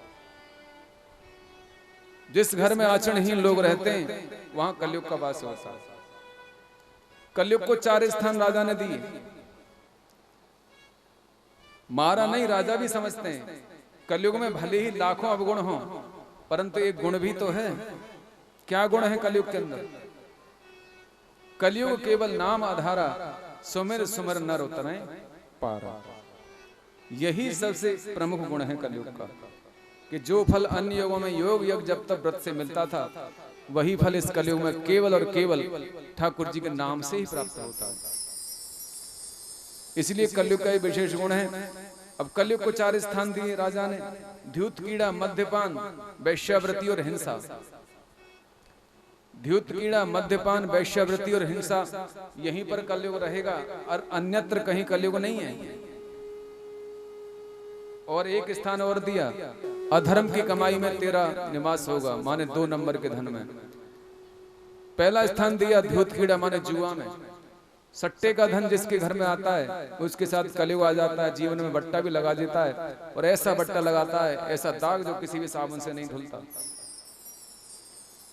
और जहां मद्यपान होगा, जहां जुआ, जहां शराब होगी, जहां मदरालय होंगे, मधुशालाएं होंगी, जहां बैठकर शराब पी जाएंगी, जिस घर में शराब की बोतल रखी रहेगी वहां तेरा भी वास होगा। कुछ लोग पीते नहीं है, बोले औरों के लिए, सेवा के लिए, बोले हमें तो फ्री की मिल रही है, सरकार दे रही है। पाप तो पाप ही होता है, जान के करो चाहे अनजाने पे। अग्नि पे हाथ चाहे जान के रखो चाहे अनजाने में, जलता ही है। बोले हम तो दवाई के रूप में लेते हैं, डॉक्टर ने कह रखा है। कोई डॉक्टर तो कहेगा नहीं शराब के लिए, कहीं भी नहीं लिखा, किसी भी शास्त्र में नहीं लिखा, आयुर्वेद में कहीं भी नहीं लिखा शराब के लिए।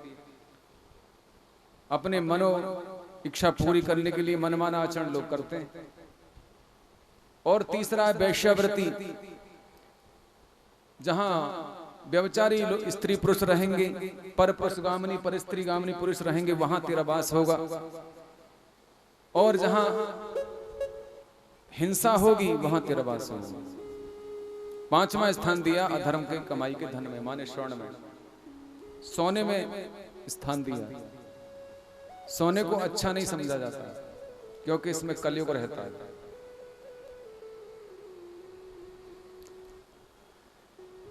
ऐसा जैसे राजा ने वचन दिया कलयुग को, कलयुग बहुत चतुर था, तुरंत राजा के मुकुट में प्रवेश कर गया। मस्तक बुद्धि प्रधान होता है, जब मस्तक में कलयुग बैठ जाएगा तो शीघ्र ही पतन हो जाएगा।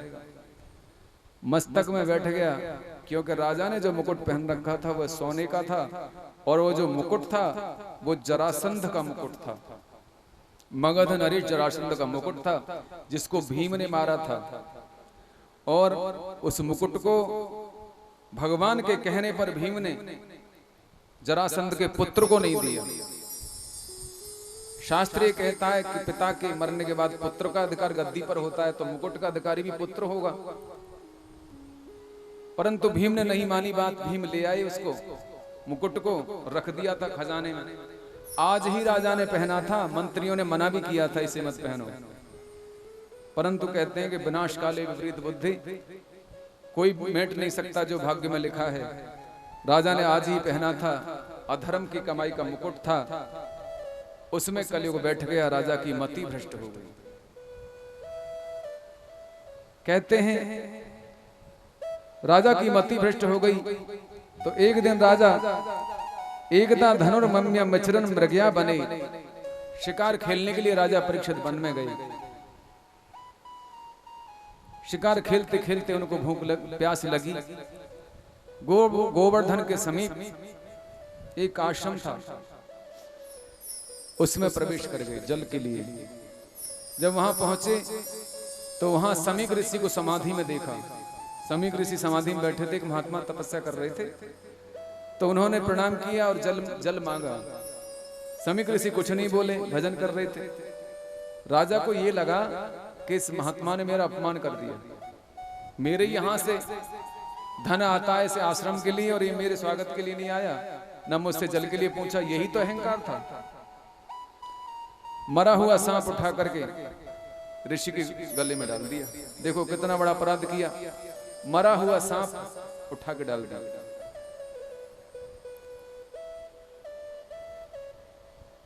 समीक ऋषि के पुत्र ने, जिसका नाम श्रृंगी था, जब ये दृश्य देखा तब उसने तुरंत राजा को श्राप दे डाला।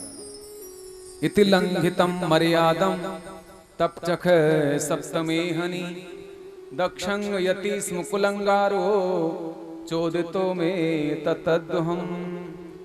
उसने कहा, छोटे से बालक ने श्राप दिया कि इस कुलंगार परीक्षित ने मेरे पिता के गले में मरा हुआ सर्प डाल करके मर्यादा का उल्लंघन किया है, इसलिए आज से 7वें दिन इसको तक्षक डस लेगा,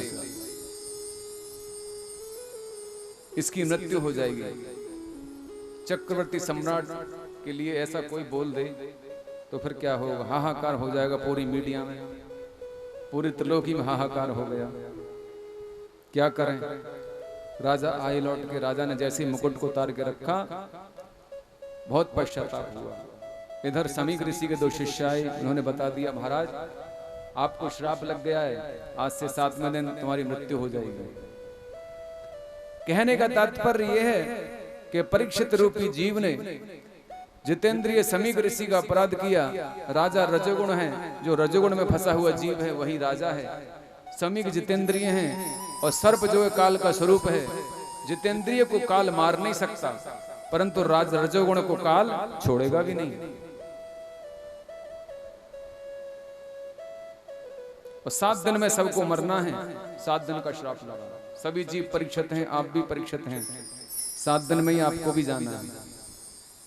7 दिन तो ही होते हैं, इतवार, सोमवार, मंगलवार, बुधवार, बृहस्पतिवार, शुक्रवार, शनिवार, फिर इतवार, रविवार। 7 दिन में ही जाएंगे। कोई ना कोई सा एक जो दिन होगा 7वां ही होगा। सभी जीव परीक्षित हैं और सबके गले में मरा हुआ सांप पड़ा हुआ। आपके गले में, माने आपके गले में तो जिंदा पड़ा हुआ, मरा नहीं, जिंदा है। समीक ऋषि के मरा हुआ था क्योंकि वो जितेंद्रिय थे। जितेंद्रिय का काल कुछ नहीं बिगाड़ सकता। और जो रजोगुण में फंसे हुए हैं, परीक्षित रूपी, आप परीक्षित हो सभी जीव, तो आपके गले में तो जिंदा सांप पड़ा हुआ है। 7 दिन में ही सबको जाना है, ये ध्यान रखना। सबको भी तक्षक डसेगा, परंतु जो उसकी शरण में रहेगा काल उसको नहीं मार पाएगा। गोविंद भगवान की जय हो। यही कारण था कि राजा परीक्षित आज अपना राजपाट अपने पुत्रों को देकर के और गंगा किनारे मुजफ्फरनगर जिले में शुक्र तीर्थ में आसन लगा के बैठ गए।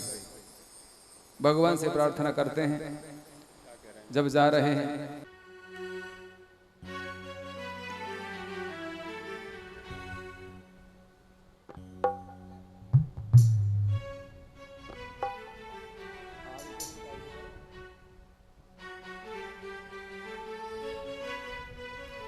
तेरी मुरली की धुन जब से मैंने सुनी हो, तेरी मुरली की धुन हमने जब से सुनी, सारा बरसान तेरा दीवाना हुआ। तेरी मुरली की धुन हमने जब से सुनी, सारा बरसान तेरा दीवाना हुआ। तेरी मुरली की धुन हमने जब से सुनी, सारा बरसान तेरा दीवाना हुआ। मिली तुमसे नजर मेरी जब सांवरे, मिली तुमसे नजर मेरी जब सांवरे, ये दिल भी मेरा बेगाना हुआ। तेरी मुरली की धुन हमने जब से सुनी।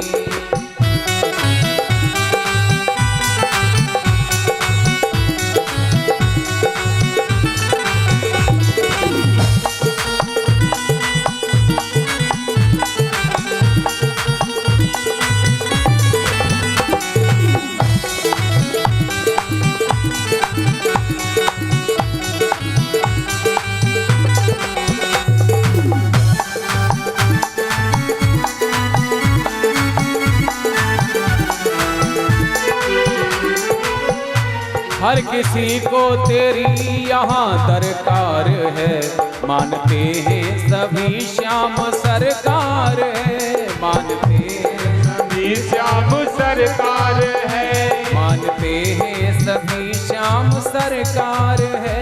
हर किसी को तेरी यहाँ दरकार है, मानते हैं सभी श्याम सरकार है, मानते हैं सभी श्याम सरकार है। अब किसी से कोई श्याम शिकवा नहीं, अब किसी से कोई श्याम शिकवा नहीं। सामने फिर तुम्हारा जो आना हुआ, तेरी मुरली की धुन हमने जब से सुनी, सारा बरसाना तेरा दीवाना हुआ, तेरी मुरली की धुन हमने जब से सुनी।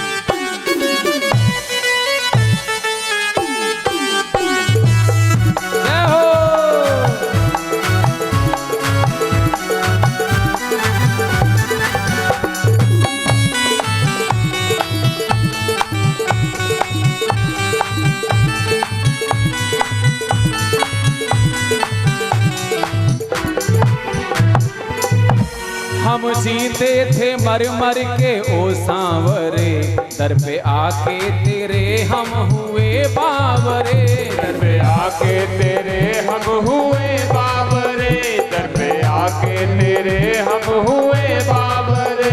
हम जीते थे मर मर के ओ सांवरे, दर पे आके तेरे हम हुए बावरे, दर पे आके तेरे हम हुए बाबरे, दर पे आके तेरे हम हुए बाबरे।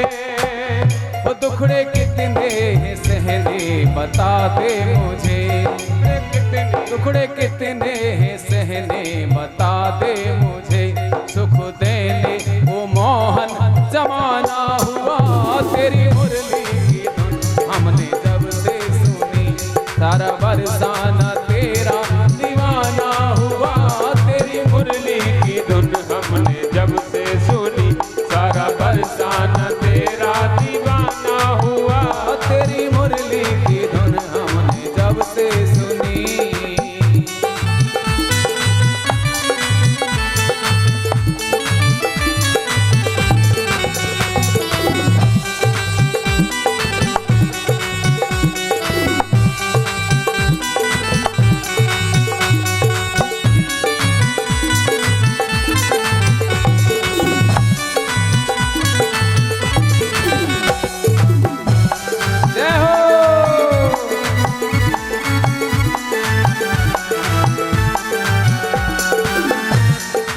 काली घटा हो या लाखों तूफान, जीवन में चाहे कितने भी कष्ट आ जाएं, परंतु हो चाहे काली घटा हो या लाखों तूफान, हम तुमको आना पड़ेगा कन्हैया यहाँ, तुमको आना पड़ेगा कन्हैया यहाँ, तुमको आना पड़ेगा कन्हैया यहाँ। हो चाहे काली घटा हो या लाखों तूफान, तुमको आना पड़ेगा कन्हैया यहाँ, तुमको आना पड़ेगा कन्हैया यहाँ, तुमको आना पड़ेगा कन्हैया यहाँ। तेरे चरणों में ए मुरली वाले मेरे, तेरे चरणों में ए मुरली वाले मेरे, आज तक ना हमारा ठिकाना हुआ, तेरी मुरली की धुन हमने जब से सुनी, सारा बरसाना तेरा दीवाना हुआ, तेरी मुरली की धुन हमने जब से सुनी, सारा बरसाना तेरा दीवाना हुआ। मिली तुमसे नजर मेरी जब सांवरे, मिली तुमसे नजर मेरी जब सांवरे, ये दिल भी हमारा बेगाना हुआ, तेरी मुरली की धुन हमने जब से सुनी, सारा दीवाना हुआ, बरसाना तेरा दीवाना हुआ, सारा बरसाना तेरा दीवाना हुआ, सारा बरसाना तेरा दीवाना हुआ, सारा बरसाना तेरा दीवाना हुआ, सारा बरसाना तेरा दीवाना हुआ। बोल बांके बिहारी लाल की जय हो। राजा परीक्षित को दुख तो बहुत हुआ था, अभी मरने की तैयारी नहीं की, अभी तो युवावस्था है।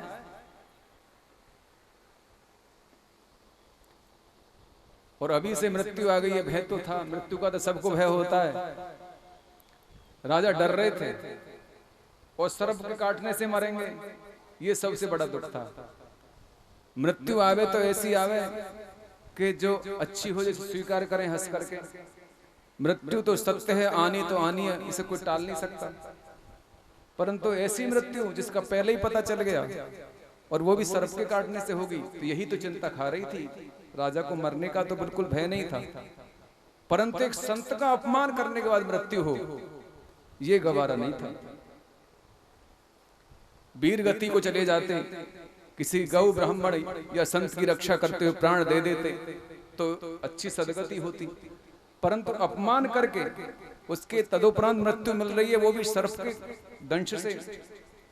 यही गिलानी राजा को खा रही थी। राजा को बिल्कुल भय नहीं था, राजा धर्मात्मा थे। और कहते हैं अब ये शरीर जो है सेवा के योग्य नहीं रहा, ये तो राजपाट करने के भी योग्य नहीं रहा, इसलिए मैं सब कुछ त्याग करके वनवास धारण कर लूंगा। गंगा किनारे पहुंच गई, अनशन व्रत धारण कर लिया।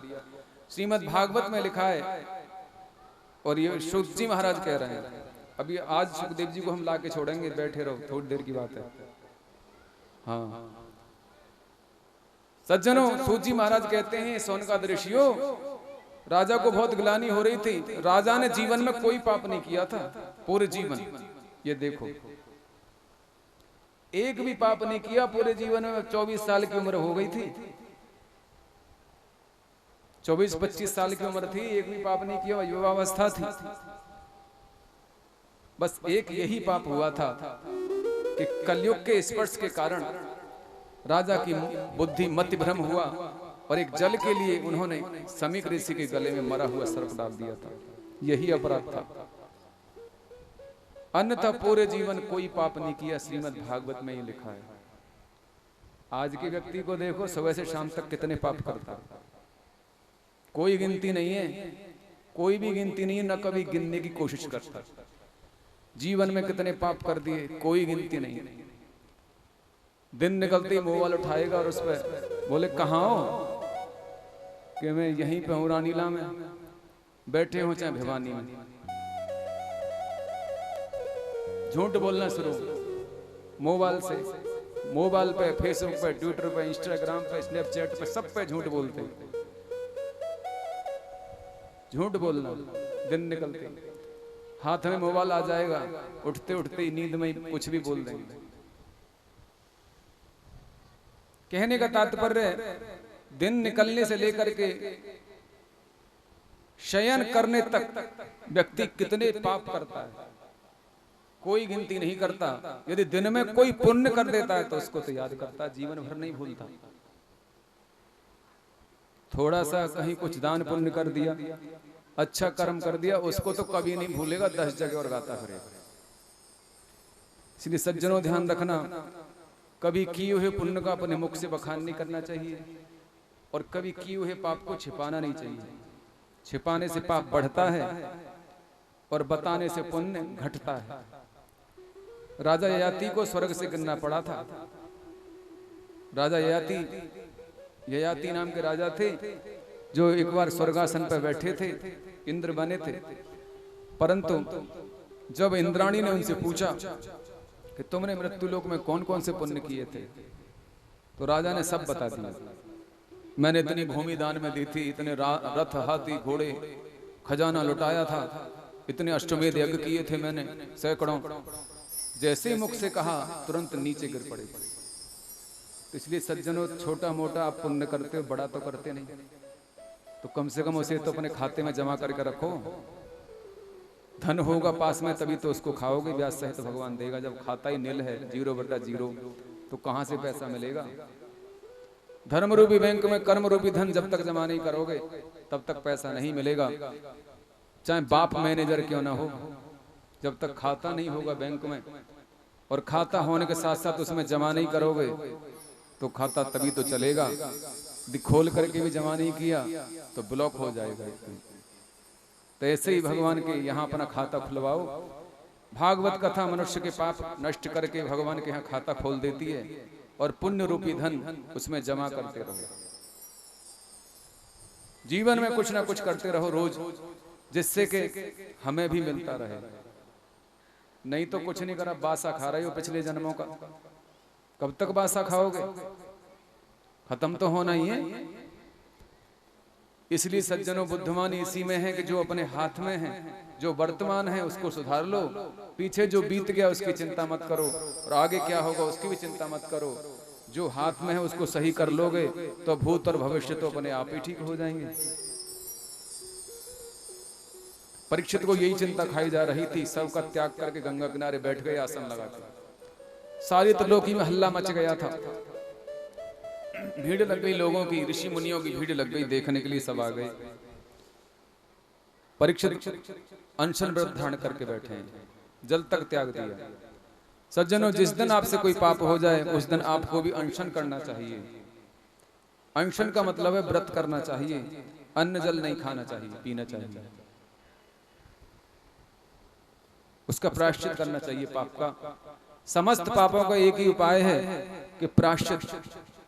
प्रायश्चित से बड़ा कोई साधन नहीं है। प्रायश्चित कर लो जो भी किया है। भगवान के धाम में बैठे हो और यहाँ ये विनती कर लो भगवान से कि अब तक हमने जो किया अभी तक आप हमारी क्षमा करो, आगे से हम नहीं करेंगे। तो यही हम गारंटी लेते हैं या व्यासपीठ से कह रहे हैं कि सारे पाप आपके नष्ट हो जाएंगे, कितने भी बुरे पाप किए हों चाहे। ये प्रमाण है इस बात का। आज ही आप तौबा कर लो, आज ही ये निश्चय कर लो कि आगे से नहीं करूंगा, तो भगवान अभी आपके पापों को नष्ट कर देंगे। ये प्रमाण है, गीता में भगवान ने कहा है, सर्वधर्मन्य प्रत्यज्य मामेकम शरणं व्रज अहं ताम सर्व पापेभ्यो मोक्षयिष्यामि मा शुच। रामचरितमानस में भी यही बात कही है, सम्मुख होय जीव मोय जबहि जन्म कोट अग नासे तबहि। वाल्मीकि रामायण में भगवान ने यही कहा है कि सकृते प्रपन्ना तवास्मि च याचते अभयम सर्वभूतेभ्यो ददात्मे व्रतम मम। निश्चय कर लो भगवान के सिवा और कोई नहीं है, जो भी किया उसको यही आपके चरणों में समर्पित करते हैं। आपको साधु बना देंगे भगवान, धर्मात्मा माने सच्चा भक्त बना देंगे, परंतु छोड़ोगे तभी तो। ये ऐसी माया ने जकड़ रखा है, कितने भी भौंक भौंक के चले गए किसी के सुनते ही नहीं। गोविंद भगवान की परीक्षित मौन बैठे थे। परीक्षित वहां अनेक अनेक ऋषि थे, परीक्षित के दादा परदादा भी वहां थे। ब्रह्मा के पुत्र वशिष्ठ भी वहां थे, उनके पुत्र शक्ति वहां थे, पाराशर वहां थे, महर्षि वेदव्यास भी वहां थे, परंतु सुखदेव नहीं थे वहां। सुखदेव जी नहीं थे। सुखदेव जी को कुछ पता ही नहीं था क्या हो रहा है, वो तो ब्रह्मचिंतन में लीन रहते थे। नारद जी उन्हें बुला के लाए थे। उन्हें क्या मतलब दीन दुनिया से, नारद जी बुला के लाए कि चलो वहां शुक्रताल में आपकी प्रतीक्षा हो रही है और राजा परीक्षित का उद्धार करना है आपको। सुखदेव जी ने कहा ठीक है, आज वहां चलते हैं। सच्चे सन्यासी थे, तिष्ठन्तम परमेश्वरम ईश्वर सर्वभूतानम, सब में भगवान को देखते थे। आजन बाहु चौड़ा वक्ष स्थल, दृष्टि नासिका के अग्रभाग पर टिकी रहती थी, हमेशा आगे को देखते थे, सामने देखते थे। चौड़ा वक्ष स्थल, आजन बाहु, नील वर्ण था, श्याम वर्ण, कौपीन धारण किए हुए थे, दिगंबर वेश था। ब्रह्मचिंतन में लीन योगी पहचाने नहीं जाते, जैसे भस्म के अंदर अग्नि छिपी हुई होती है, दिखाई नहीं देती, ऐसे ही ब्रह्मचिंतन में लीन योगी पहचाने नहीं जाते। जिनको आप साधारण महात्मा समझ लेते हो वो साधारण नहीं होते। सच्चे संत के पास बैठोगे ना, बैठने मात्र से ही पता चल जाएगा। बैठ के तो देखो। गोविंद भगवान की जय हो। सुखदेव जी को लाया गया, राजा परीक्षित ने प्रणाम किया, किंतु पैर नहीं छुए, पैर नहीं छुए। राजा ये सोच रहे हैं अब ये हाथ सेवा के योग्य नहीं रहे। भागवत में लिखा है नाखूनों का स्पर्श किया था। प्रणाम करने से 4 चीजों की वृद्धि होती है, आयु की, विद्या की, यश की और बल की। इसलिए प्रणाम करना चाहिए। प्रणाम की भी अनेकों रीति होती हैं। कोई एक हाथ से प्रणाम करता है, कोई दोनों हाथों से करता है, कोई हाथ जोड़ के करता है, कोई पूरा साष्टांग करता है, कोई घुटनों से करता है, कोई घुटनों पे ही हाथ लगाता है, नीचे तक झुकता ही नहीं। तरह तरह के प्रणाम करने की हाय बाय और ओके टाटा क्या क्या विधियां चल रही हैं। परंतु जो पैर छू करके प्रणाम किया जाता है उसमें जो हृदय पिघल करके आशीर्वाद मिलता है, महापुरुष का हाथ सिर पे आता है, वो सबसे श्रेष्ठ प्रणाम होता है। यदि गुरु या संत खड़े हैं तो साष्टांग करना चाहिए, बैठे हैं साष्टांग करना चाहिए, रास्ते में कहीं जा रहे हैं तो पैर छू करके प्रणाम कर लेना चाहिए। आजकल किसी से कह दो प्रणाम कर लो तो बचते हैं प्रणाम से। बच्चों से कहो पैर छू ले बाबा के, बच्चे भाग जाएंगे अलग। बोले माता पिता ने कभी नहीं छुए तो बालक कहाँ से छुएंगे? संस्कार तो माता पिता से आएंगे। बोले छुएंगे तो पैर पे हाथ जाएगा नहीं, दूर से ऐसे कर लेंगे जैसे कहीं कोई करंट ना लग जाए। एक हाथ से पैरों की तरफ धीरे धीरे ले जाएंगे, पैरों तक हाथ पहुंचेगा भी नहीं, पहले ही ऊपर खींच लेंगे दोनों हाथों से। थोड़े से झुके और घुटने से छू लिया, घुटने टच करे, छाती में हाथ मार लिए, मानो बेटा बाप को प्रणाम करके कह रहा है कि घुटनों पर से तोड़ूंगा, छाती में हाथ मार के कह रहा हूं।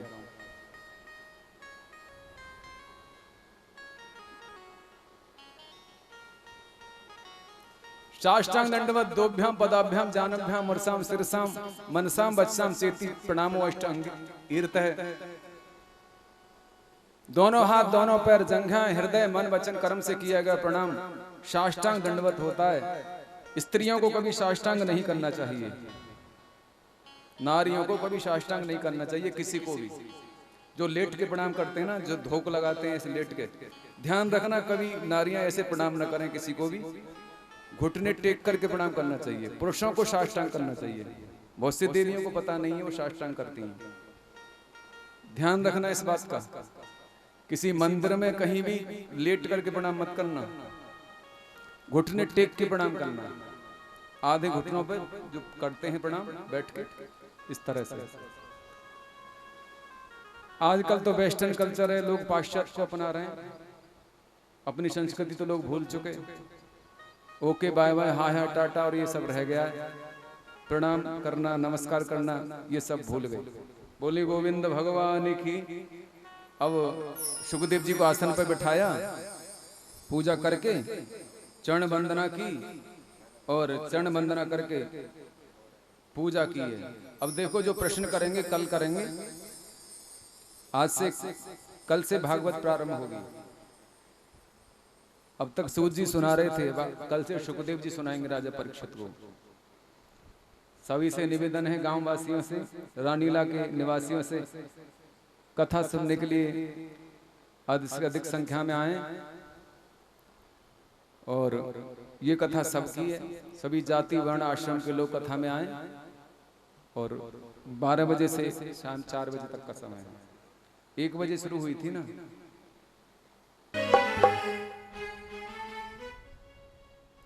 अरे भजवन कृष्ण कन्हैया नैया पार हो जाए।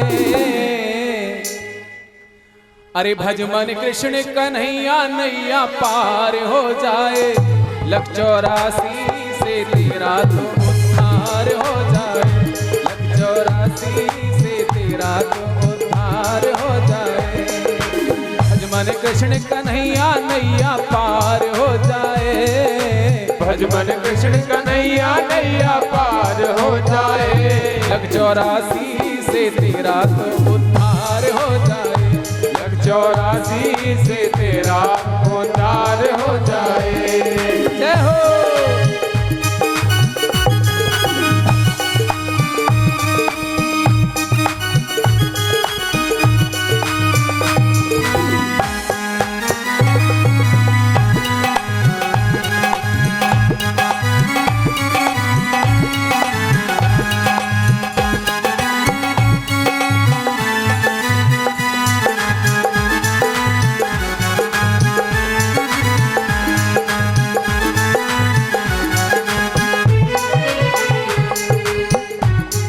अरे दुनिया में आया उसे क्यों भुलाया, क्या खुद पे जुल्म है ढाया। दुनिया में आया उसे क्यों भुलाया, क्या खुद पे जुल्म है ढाया। झूठे रिश्तों में तू तो लुभाया है, झूठे रिश्तों में तू तो लुभाया है। ओ यहाँ अपना न कोई पराया है, यहाँ अपना न कोई पराया है। इन बातों पे तुझको जब एतबार हो जाए, इन बातों पे तुझको जब एतबार हो जाए, 84 से तेरा तो उद्धार हो जाए, 84 से तेरा उद्धार हो जाए। अरे भज मन कृष्ण कन्हैया नैया पार हो जाए, भज मन कृष्ण कन्हैया नैया पार हो जाए, 84 से तेरा तो उद्धार हो जाए, 84 से तेरा उद्धार हो जाए। जय हो।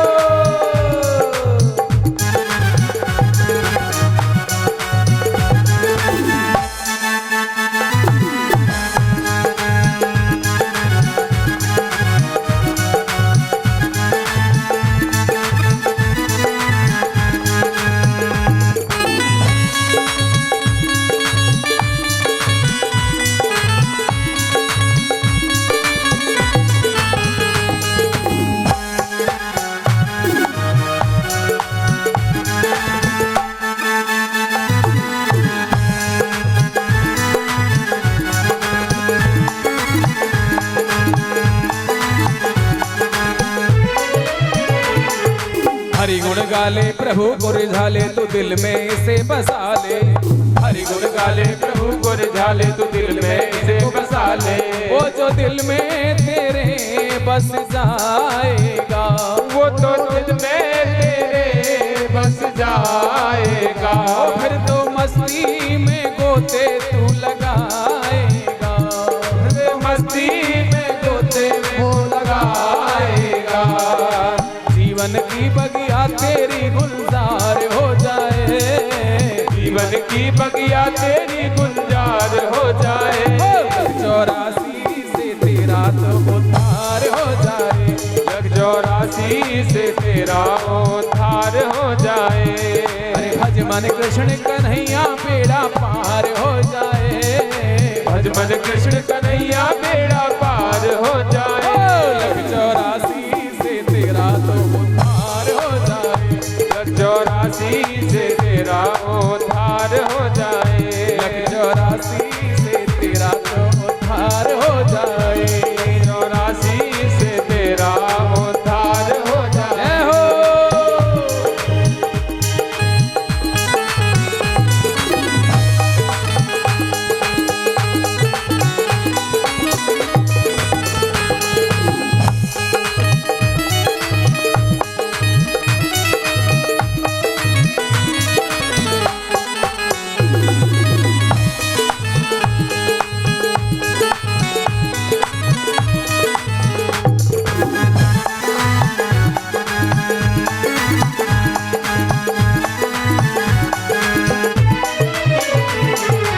छोड़ के जाना ये जगह बेगाना किसी का यहाँ न ठिकाना, छोड़ के जाना ये जगह बेगाना किसी का यहाँ न ठिकाना। यही मौका है श्याम सुमिरन कर ले, यही मौका है श्याम का सुमिरन कर ले, नाम धन से ये झोली अपनी भर ले, नाम धन से ये झोली अपनी भर ले। सिर पापों का हल्का जब भार हो जाए, सिर पर पापों का हल्का जब भार हो जाए, 84 से तेरा उद्धार हो जाए, 84 से तेरा उद्धार हो जाए।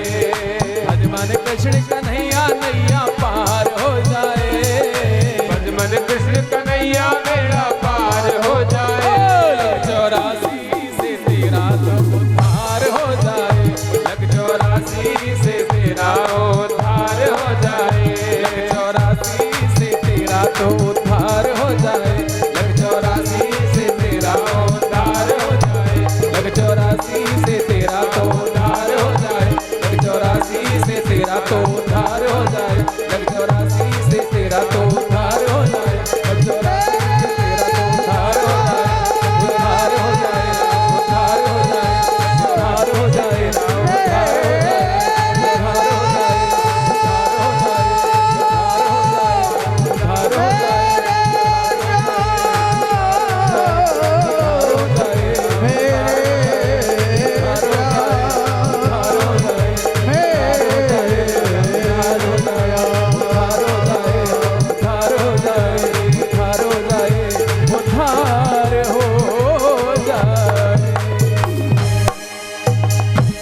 गोविंद भगवान की जय, राधा रानी सरकार की जय, जय जय श्री राधे श्याम।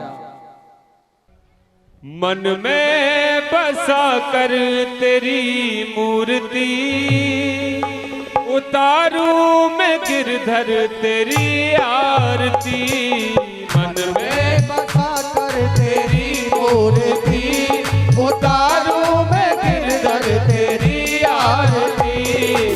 मन में बसा कर तेरी मूर्ति, उतारू मैं गिरधर तेरी आरती।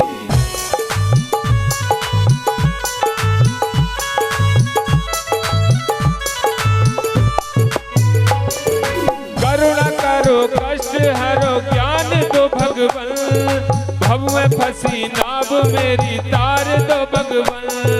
करुणा करो कष्ट हरो ज्ञान दो भगवन, भव में फंसी नाव मेरी तार दो भगवन। दर्द की दवा तुम्हारे पास है, दर्द की दवा तुम्हारे पास है। जिंदगी दया की है भीख मांगती, मन में बसा कर तेरी आरती। उतारू मैं गिरधर तेरी आरती।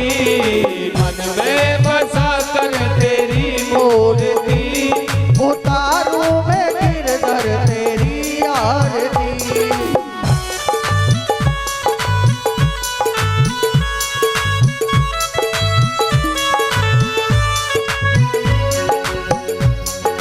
मांग तुझसे क्या यही मैं सोचूं भगवन, जिंदगी जब तेरे नाम कर दी है अर्पण। मांग तुझसे क्या सोचूं भगवन, जिंदगी जब नाम कर दी अर्पण। सब कुछ तेरा कुछ नहीं मेरा, सब कुछ तेरा कुछ नहीं मेरा। चिंता है तुझको प्रभु संसार की, मन में बसा कर तेरी मूर्ति, उतारू मैं गिरधर तेरी आरती। मन में बसा कर तेरी मूर्ति, उतारू मैं गिरधर तेरी आरती।